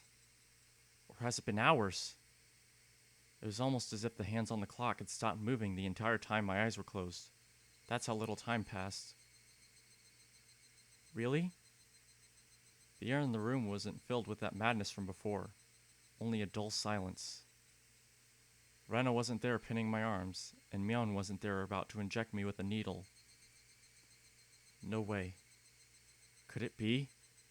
All of it was a hallucination? There was no other presence in the room besides my own. It was the weirdest experience I'd ever had. I was certainly with Rena and Mion. I doubted my sanity for a moment, but I was also seized with some sort of comfort. I guess that terrible ordeal was a hallucination. Neither Rena nor Mion, they would never do something so terrible. My head grew hot. I could tell my emotions were welling up. Why? That wasn't a reason to cry. Why? It was sorrow.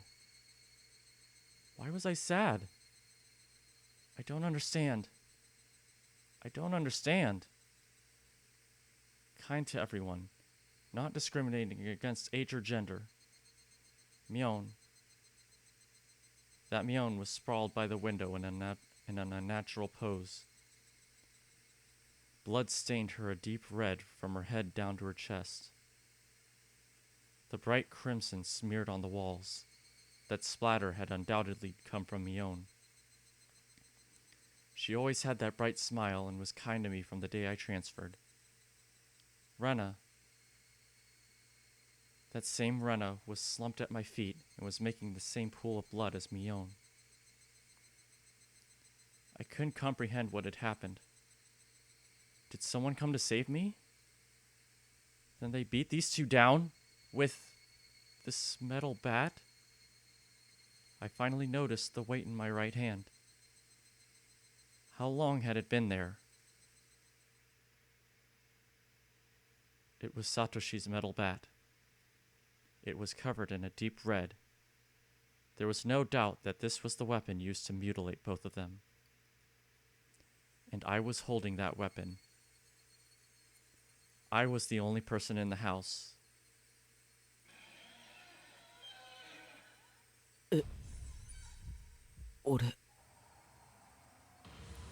Looking at this objectively, I couldn't think of anyone other than myself who could have done it.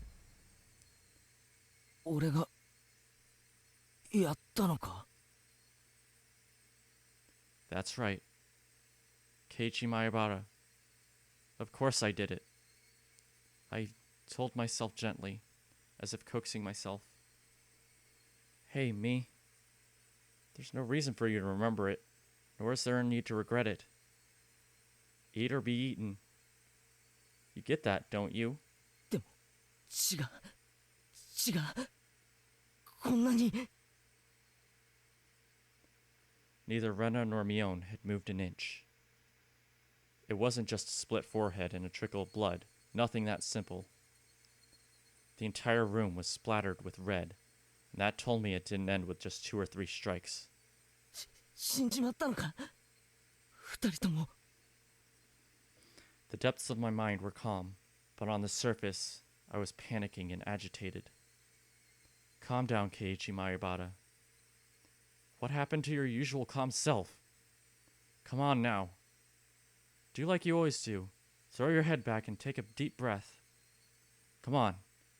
Once. Twice. Breathe deeply. Calm down. Calm down. I chanted that over and over in my head and relaxed.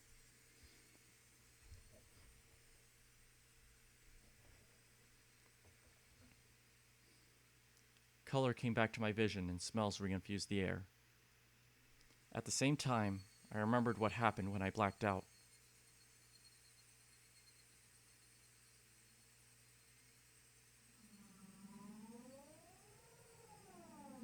Rena and Mion had attacked me. They were about to inject me with whatever had caused the same symptoms as Tomitake-san. But right before that happened, I fought back. I twisted my whole body and threw Rena as she was pinning my arms. Then I followed through with my spin and ran my foot as hard as I could into Mion's torso. It was soft. Rena tried jumping on me, so I tackled her as hard as I could and slammed her against the wall. I didn't let that brief moment of having them off balance slip by. Satoshi's bat that was left carelessly by the side of my desk.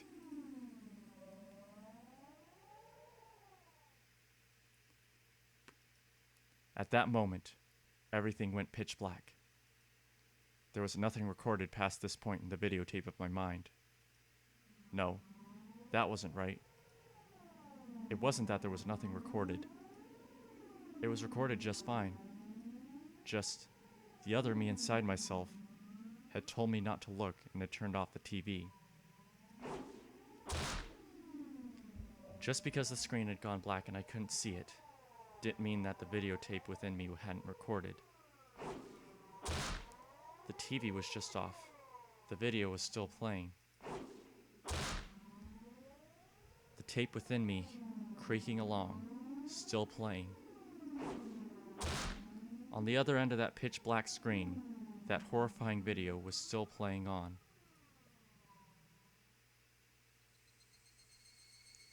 Compared to this, though, this The scene right before my eyes was still so difficult to take in.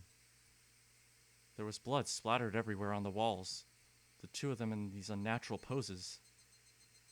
Not a sign of movement from them. I couldn't even tell if they were breathing. No matter what the circumstances were, my friends, these girls, I had attacked them. I may have even killed them. But if I hadn't done this, I would have been the one done for. Balancing that out on an imaginary scale, it felt odd that I'd even feel bad about it. Even if it was a bit excessive, this was justifiable self-defense. The proof was all here. The two of them collapsed here in Mion's syringe. Mion's syringe filled with some unknown drug would certainly solve the mystery surrounding the incident with Tomitake-san. And from the fact that both of these two were involved, they'd be able to pick out the criminals one after the other. Still, I might be suspected for this. But that was just fine. Anyway, now this should be a police affair. This wouldn't fade into the darkness like Rena's past incidents. As long as the police were involved, that should bring this to a close. They'll probably revisit their investigation on the chain of incidents. Oishi-san would definitely get to the bottom of it. Meaning, my wish of not wanting to die, of wanting to know the truth, that would be fulfilled in its most basic form. It was all a matter of time now. The Dr. Rena called should be getting here soon. I'll confess everything to him. Sorry. I needed to contact Oishi-san.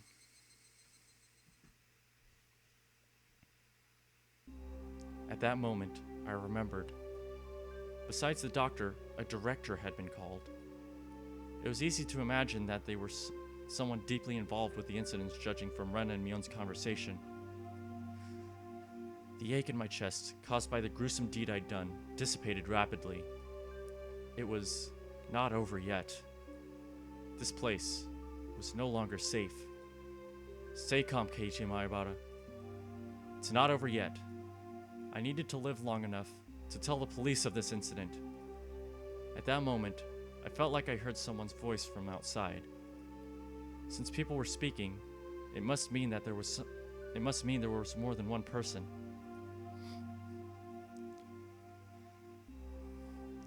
I moved the curtain ever so slightly and peered outside. It was a bizarre sight. About 4 or 5 grown men were all gathered at the gate. They very much resembled the 2 men who had assaulted me at the dam site today.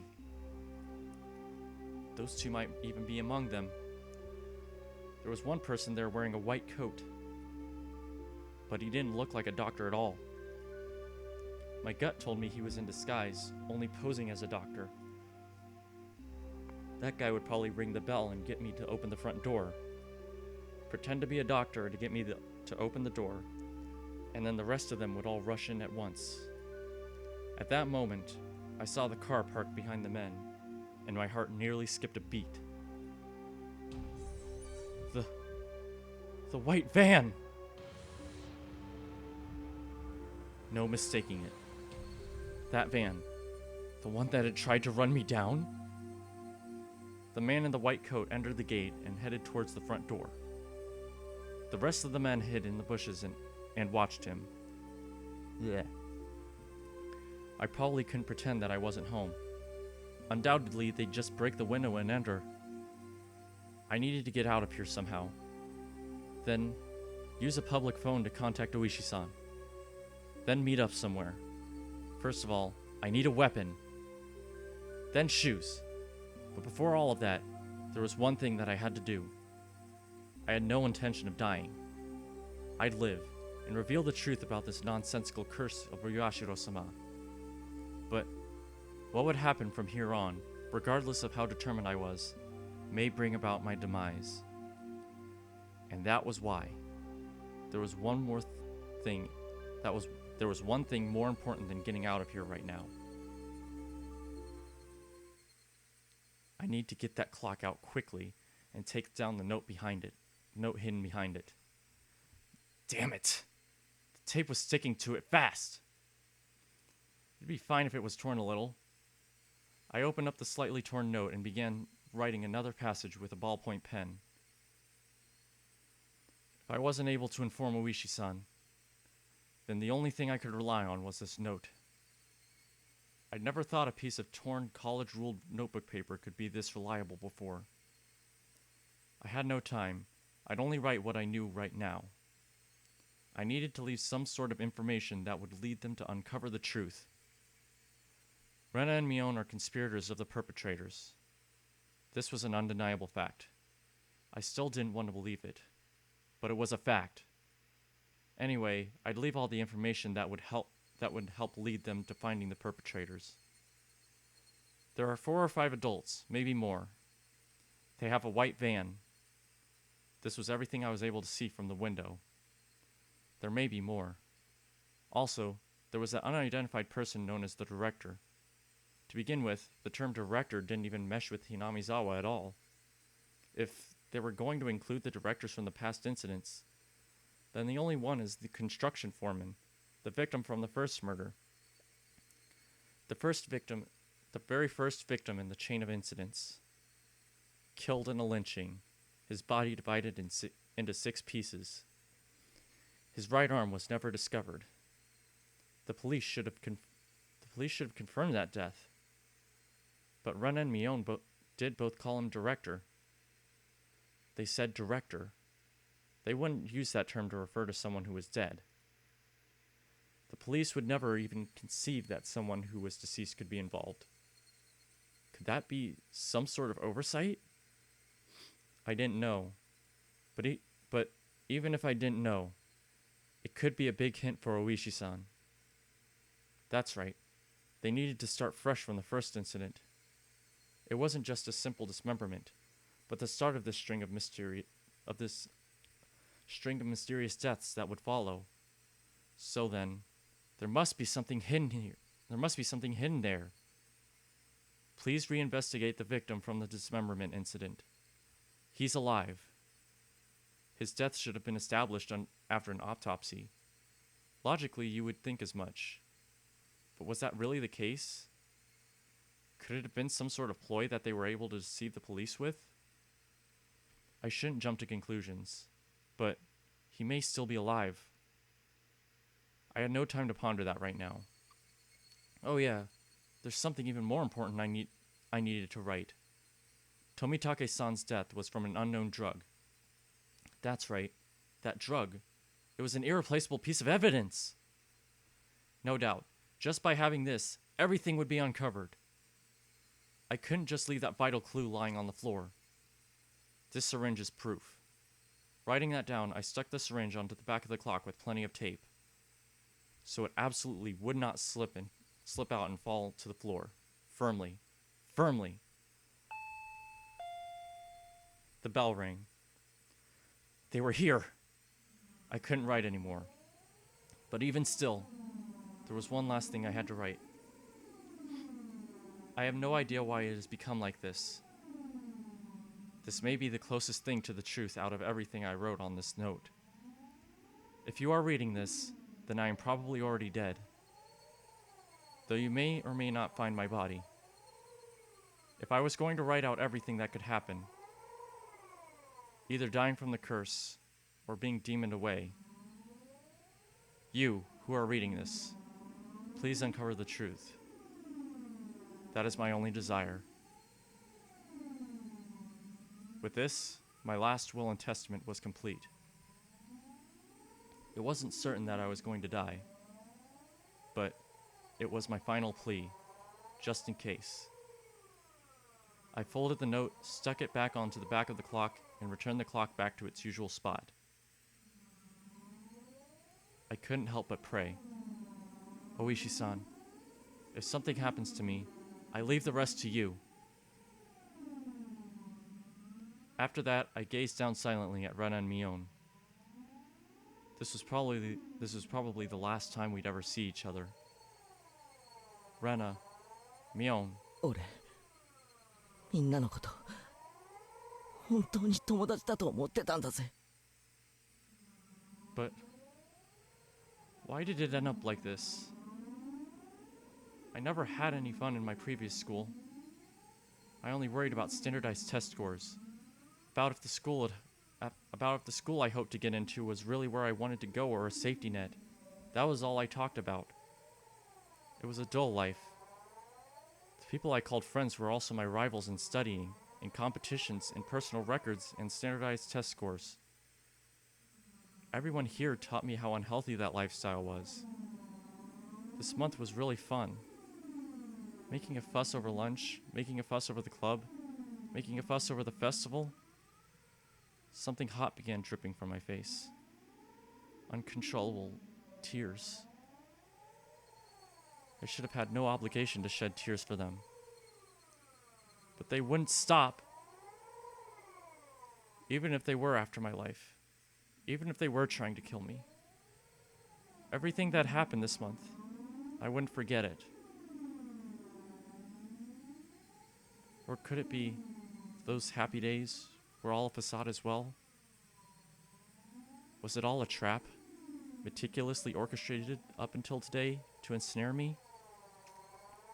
Could it have been that I had just arbitrarily assumed that they were my friends? That couldn't have been the case. Both Ren and Mion, they really were my friends. Those happy days. There was nothing fake or unclear about them. Someone probably forced them to try and kill me. Or their minds were taken over, possessed by the supernatural entity known as Uyashiro-sama. Regardless, both Rena and Mion, they were the best friends ever. And when they were coming after me, it wasn't of their own volition. But they weren't the kind of people to sell off their friends, no matter what means were employed to force them. There was no way such a thing as being possessed by Oyashiro-sama could happen in reality. Then, did the real Rena and Mion come after me? What was I thinking? What a silly, dumb idea. Having beaten down both Rena and Mion, I was still debating if they were the real ones or fakes.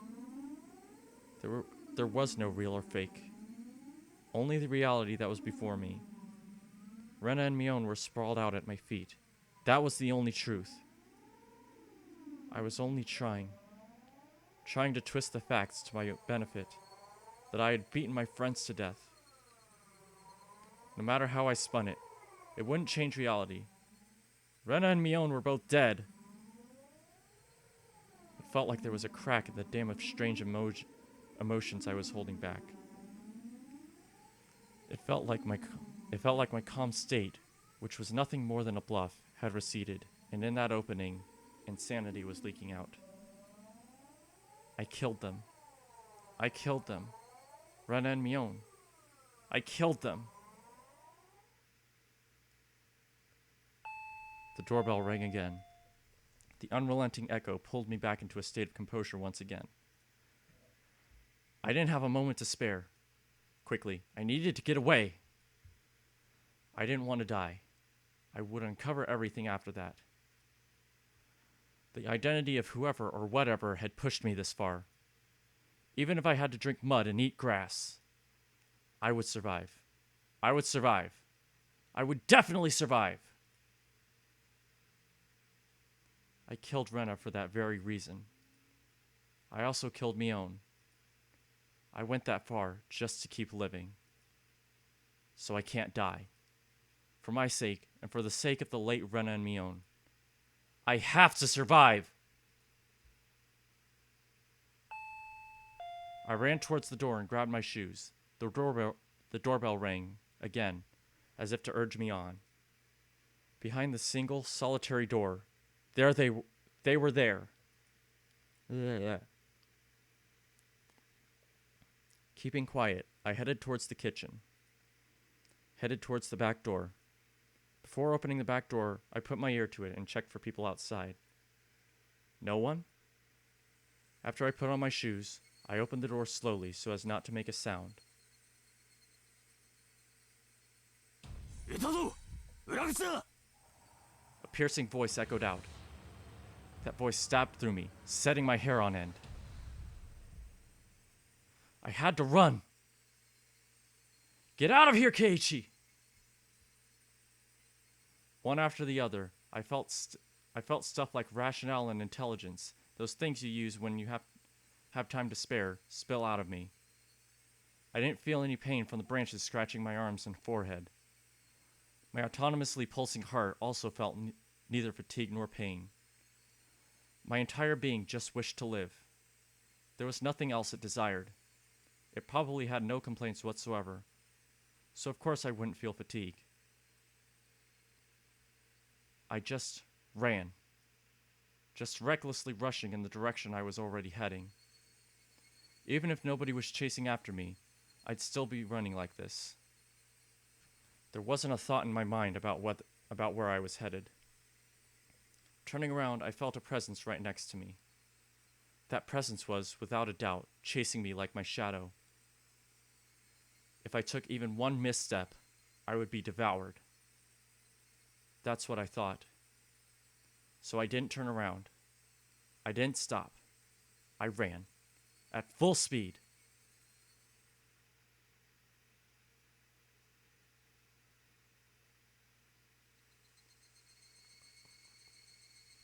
That was the chirping of the Higurashi telling me it was evening. Trying to tell me something. And then I finally heard it. The wailing cry of the victims who didn't make it. Would I be joining them?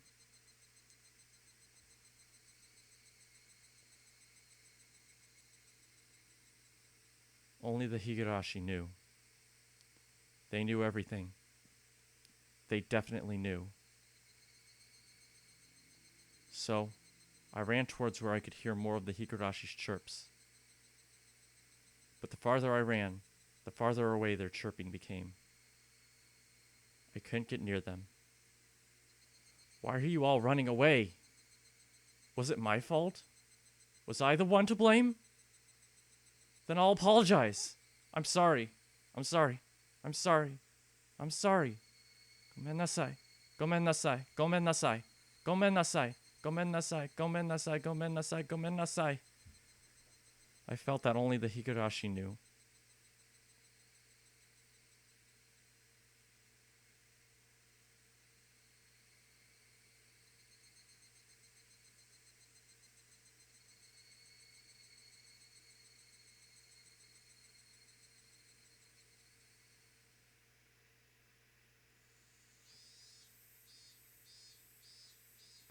The smoking room was filled with a cloud of cigarette smoke.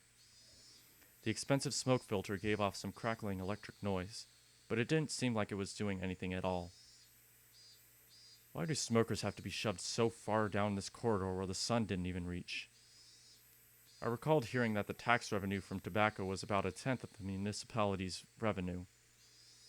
We were the most heavily taxed members of this municipality, so I really wished they'd show us a little more respect. どうしてこれがウーマン切りなんすか？街が狭くなっちゃうっすよ。 One of the younger detectives was having a staring contest with the mahjong magazine called Next Turn. ウーマン切ってもテンパイ崩れませんから、配定にかけるなら両面で受けた方がチャンスあるんじゃないですか？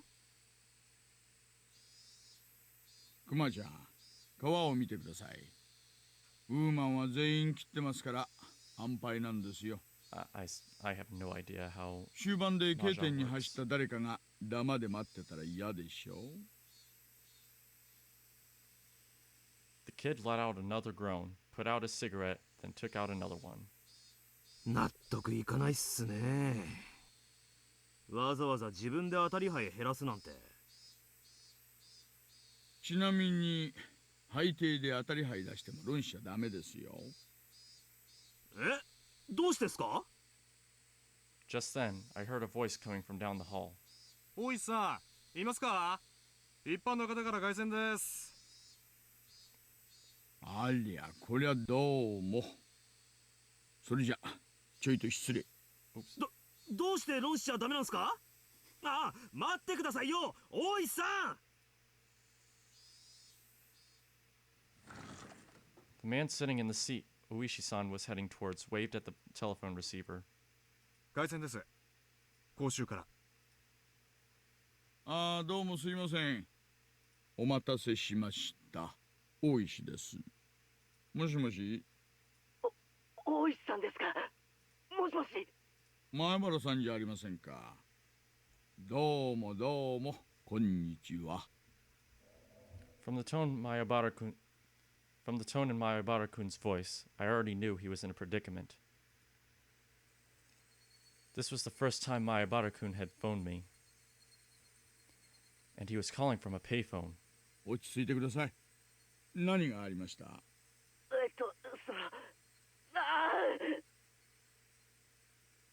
？His voice was erratic over the line. He had completely lost his sense of composure. After checking that nobody else could hear, I prompted him in a hushed tone. 何があったんです？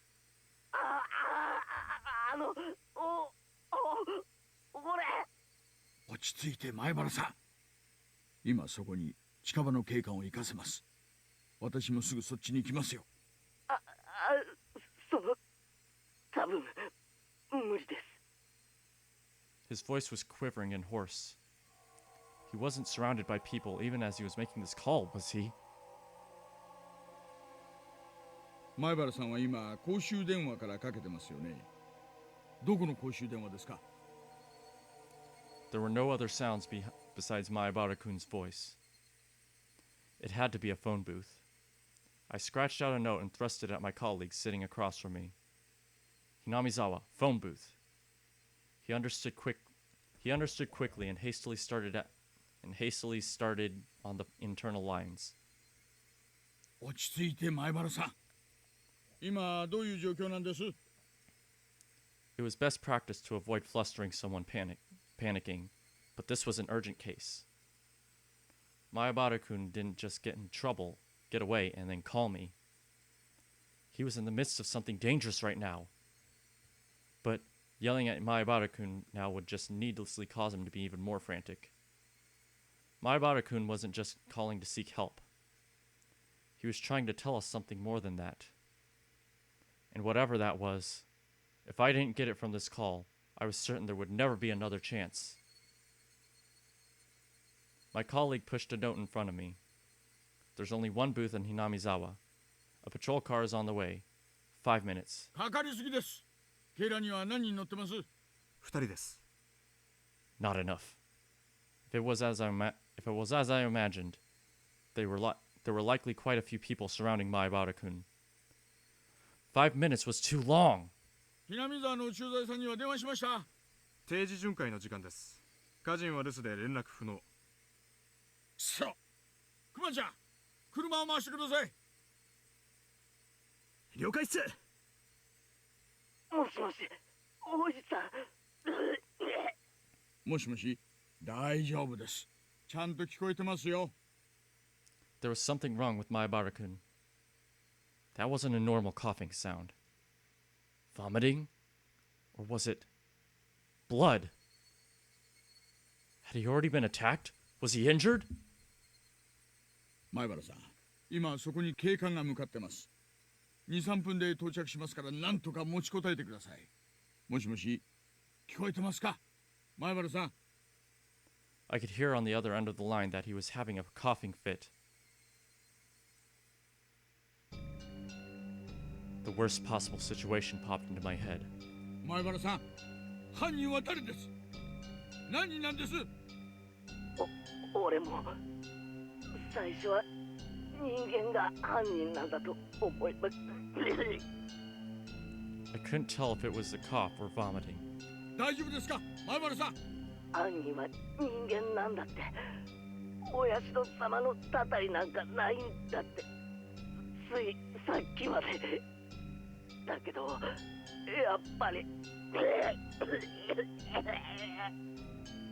It was an intense bout of coughing, then vomiting. でも、やっぱり、お社様ってのは、いや、います。今。前原さん、どうか落ち着いて。なんかさっきからおかしいと思ってたんです。ずっとつけてくるんですよ。走っても走っても走っても走っても影みたいにぴったりくっついて、だけども少しずつ少しずつ俺の背中ににじり寄ってくるんです。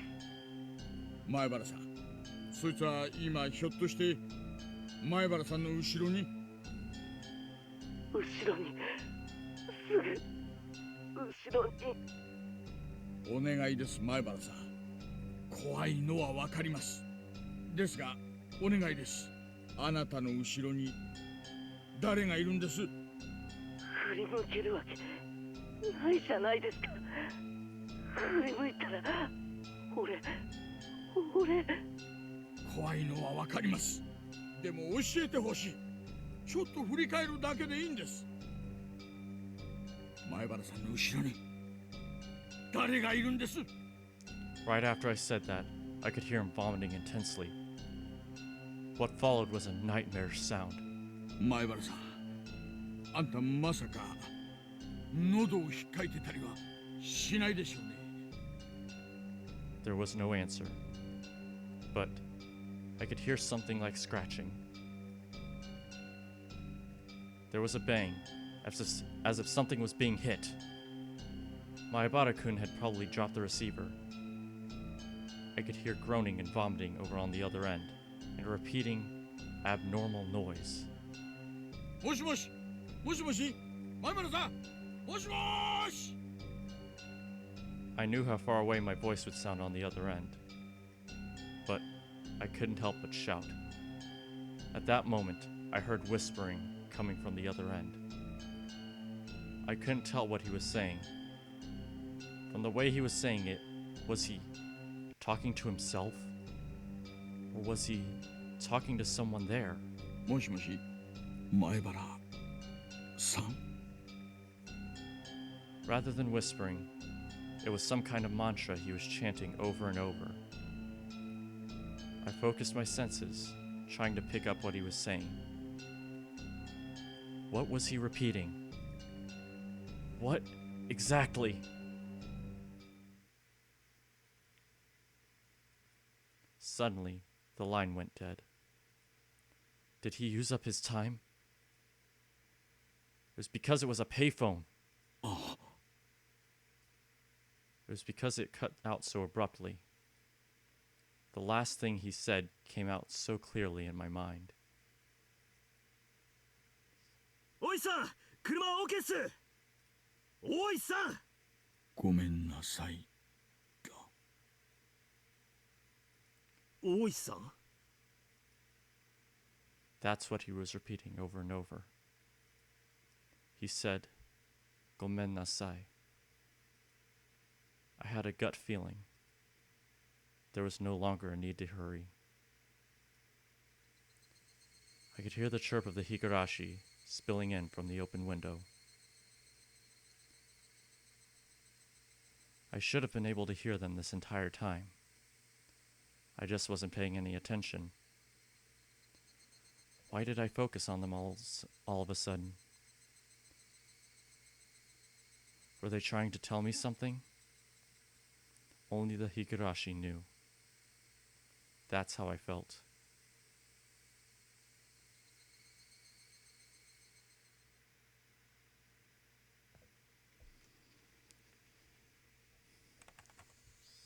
June 1983. In Hinamizawa, a remote village near Shishibone City, there was a murder involving 2 female students. The suspect is Keiichi Maibara, aged... The suspect called over his 2 female classmates, Rena Ryugu, Mion Sonozaki, to his house and beat them to death with a metal bat.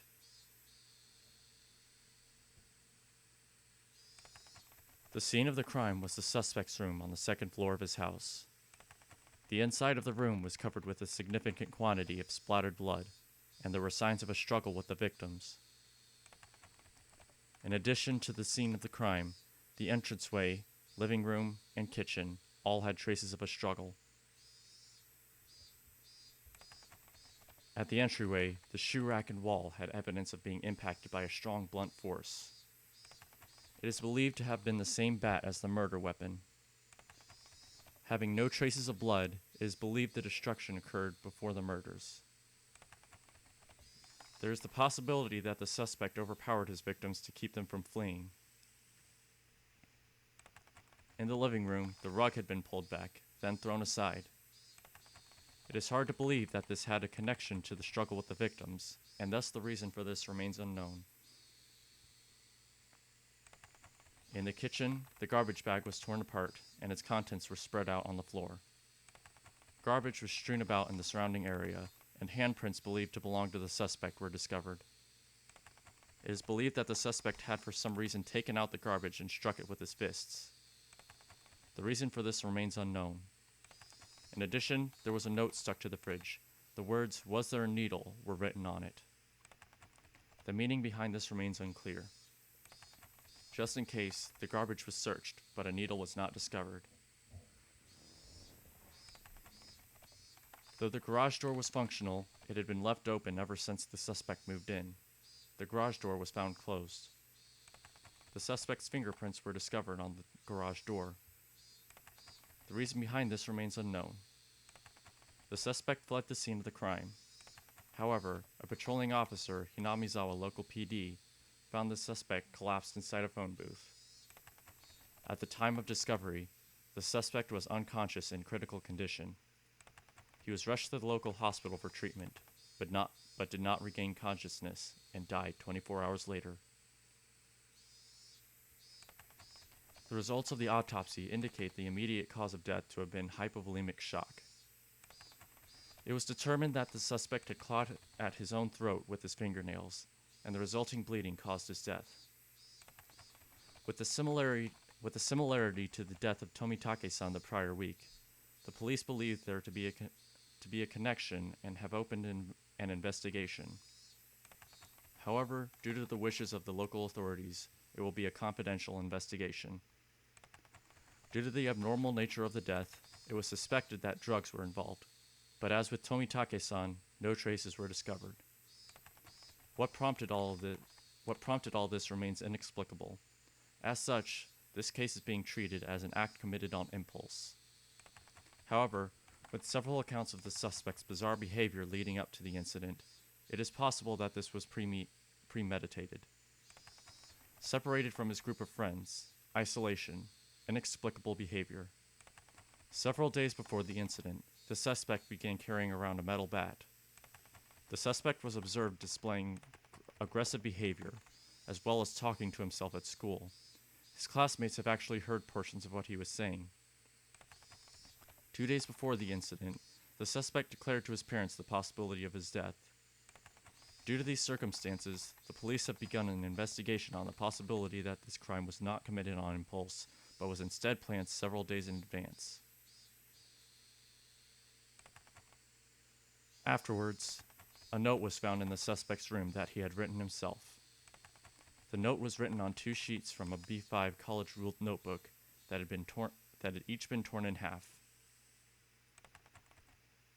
And as if trying to conceal it, it was stuck behind a clock on the wall. The contents are as written in the appendix. The police believe it to be strongly related to the incident. Police changed their line of investigation based on the possibility that the suspect was involved in some sort of incident himself. However, no further clues were found, casting doubt on the credibility of the note. Was the crime impulsive or premeditated? With the situation unclear and no further developments, the case has been labeled as unresolved. However, the following year, suspicion arose regarding the nature of the note. The note was not written on 2 halves of B5 paper from 2 separate sheets, but was originally a single sheet of B5 paper. In order to erase several lines from the middle, someone had torn them out. Judging from the size of the letters, the missing section was estimated to be 2 to 3 lines. It is highly probable that the person who eliminated the lines in question is not the suspect. In addition, Judging from the traces of large quantities of cellophane tape being stuck to the back of the clock, speculation that something other than the note was stuck there has arisen. The person who first discovered the crime was a detective rumored to have a connection with the incident, Kurado Oishi. He underwent voluntary questioning, but denies involvement in any damages to the note. The suspect's note. I, Keiichi Maebara, am in fear for my life. I do not know why they are after my life. The only thing I do know is that it has to do with Oyashiro-sama's curse. Rena and Mion are conspirators of the perpetrators. There are 4 or 5 adults, maybe more. They have a white van. This is all on the first sheet. The section below this has been ripped out. This is from the second sheet. The section above this has been ripped out. I have no idea why it has become like this. If you are reading this, then I am probably already dead, though you may or may not find my body. You who are reading this, please uncover the truth. That is my only desire. Keiichi Maebara.